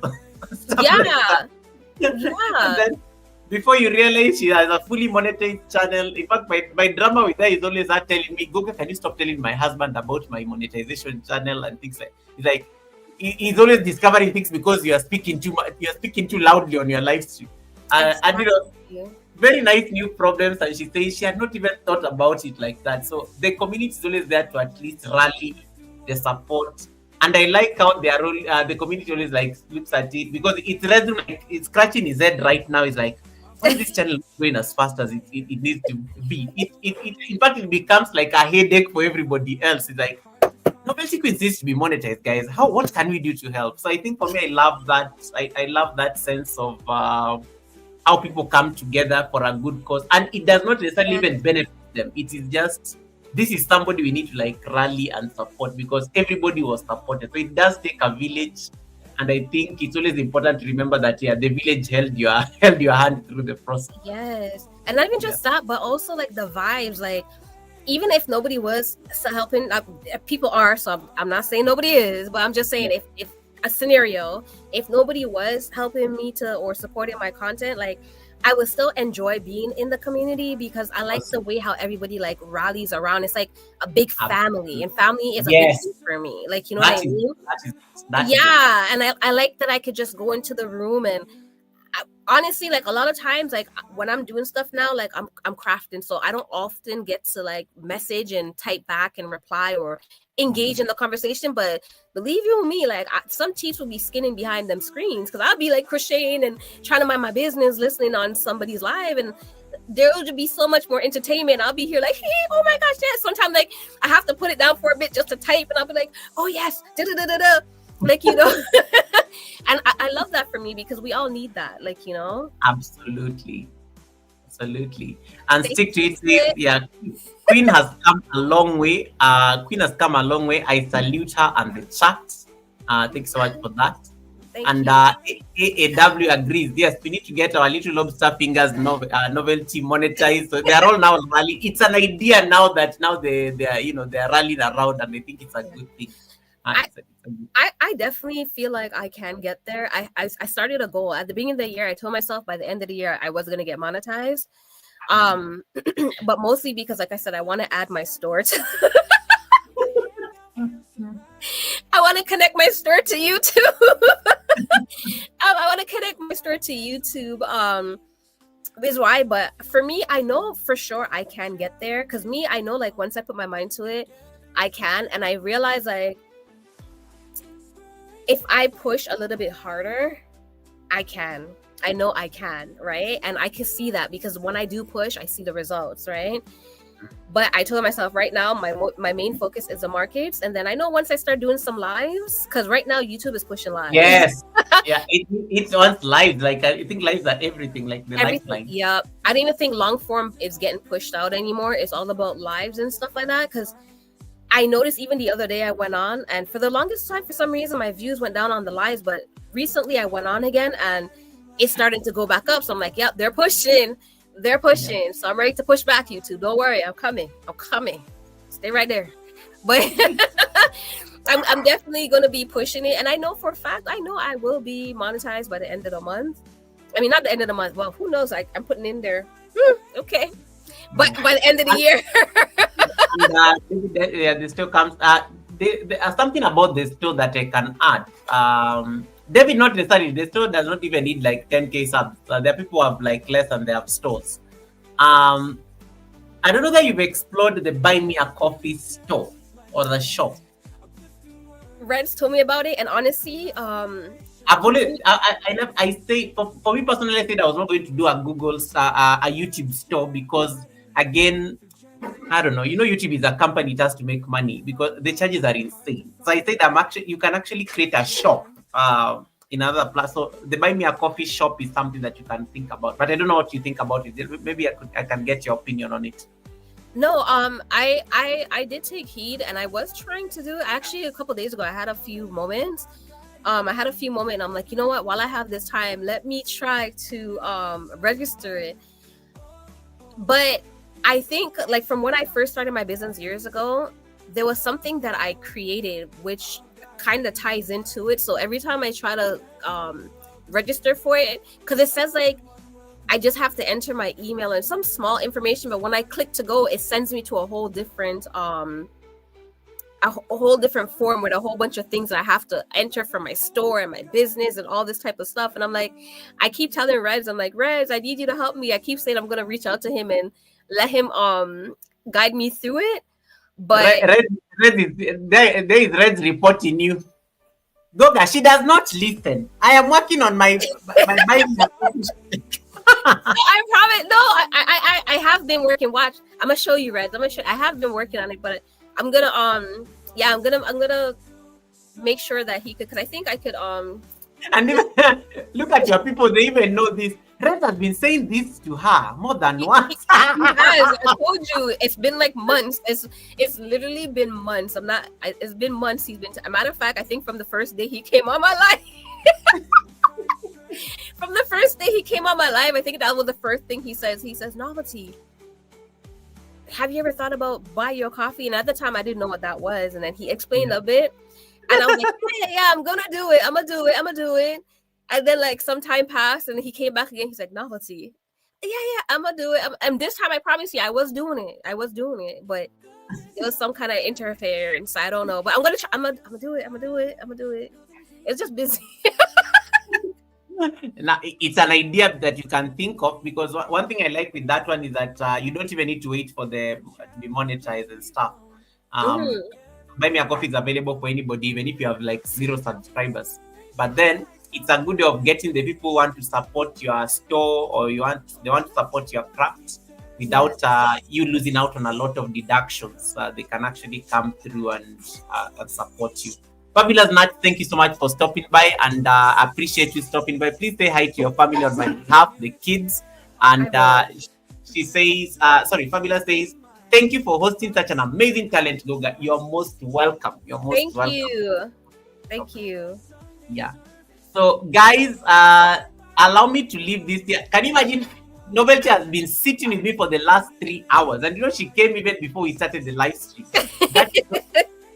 She was on time. Like, she keeps the woman is a professional. That's what I got to give it to her. So what we have not discussed, I think she's going to do it on her outro. So Novelty, normally what we do, we normally give you now the last chance to like 2 minutes just for you to like wrap up on anything that you may have forgotten. Maybe just like reiterate the message that you're trying to pass, the message about your brand, and then we will release you. So I'm going to put you on a solo layout for that, but I have to make sure that they've connected to you. So guys, in case you have not connected to Novelty, last chance, because the moment she finishes and says bye, we are ending her live stream, and then you come back here for the affirmation, and then we can go raid somebody. I don't know that any of my mods is on the chat, because I need the raid command, Goga and NQ raid or something like that. Let me see if I can get a raid command, because it's going to be Goga and Novelty raid or something like a NoveltyQueens raid. So make sure that let's see whether we can get that done, and then we can go raid somebody with that command. But thanks so much, guys, for supporting NoveltyQueens, and thanks so much for joining the Sunday service just to like hang out with us. We don't take it for granted. So let me allow Novelty to like do her thing. I'm going to put her on solo layout, and then we can release her. The rest you can go ask her on her channel. Now you are connected to her. You now know her schedule. You can go leave comments on her videos. You can go to the market, which she said is taking place in the next 1 week or 2 weeks, Novelty? At the end of the month on the 28th. Okay, there's a market that is coming up on the 28th, and then you can also pre-order this in case you want to support her products. You can buy these nice things that you're seeing behind her there, and they come branded with her design, but you have to pre-order. Guys, it's a niche market. It's not like an open market where you go and start picking things. they're bespoke products. So you have to like pre-order these things so that she can ideate and design it for you. All right, Rebecca, thank you. Poetic Tears, nice to see you. Thanks so much for coming in. Okay, let me allow Novelty to do the thing, and then you can, in case you have any compliment for her, run to her chat right now and then type it there. Run to her chat right. No, don't type it on mine. Run to her chat. The link is there. Run to her chat. All right, Novelty, over to you. Okay, so my outro is gonna be very short. I think very short, simple, and sweet. And all I have to say is, for anyone that wants to start, whether a business or a channel, anything in life, start messy, but just be sure to start. And you don't need everything figured. You don't have to have everything figured out. You just need your passion, your purpose, and a lot of persistence. And always remember to stay true to your why, and remember that the dream is never too big. It's just waiting for you to believe in it till its full extent. So, yeah. And thank you very much for having me. And as I like to say on my channel, keep dreaming, stay soft, and continue to build the life that you love. Oh, thank you so much. At least now, guys, let's leave it at that. I'm going to release Novelty Queens. Thank you so much for your time. Thank you. I know we've been planning this for the last I think it's over 1 month, because we started having this idea a long time ago. And just seeing you here at the Sunday service today is like a dream come true. And I'm so honored that you are able to get time today for us to make this collaboration happen. And I also want to thank you so much for the 3 hours of your time. I cannot afford these 3 hours that you've spent hanging out with me on a Sunday when you could have been doing other things that you normally do on weekends. So thank you so much for that. And I don't take it for granted. So guys, I'm going to end Novelty's live stream right now so that I can release her. You can walk back, you can Uber back to my channel for the affirmation. Redzum will show you the way. He's a moderator that will show you the way. Thank you so much. You're welcome. Bye. Bye, guys. Oh, you know, that's just funny.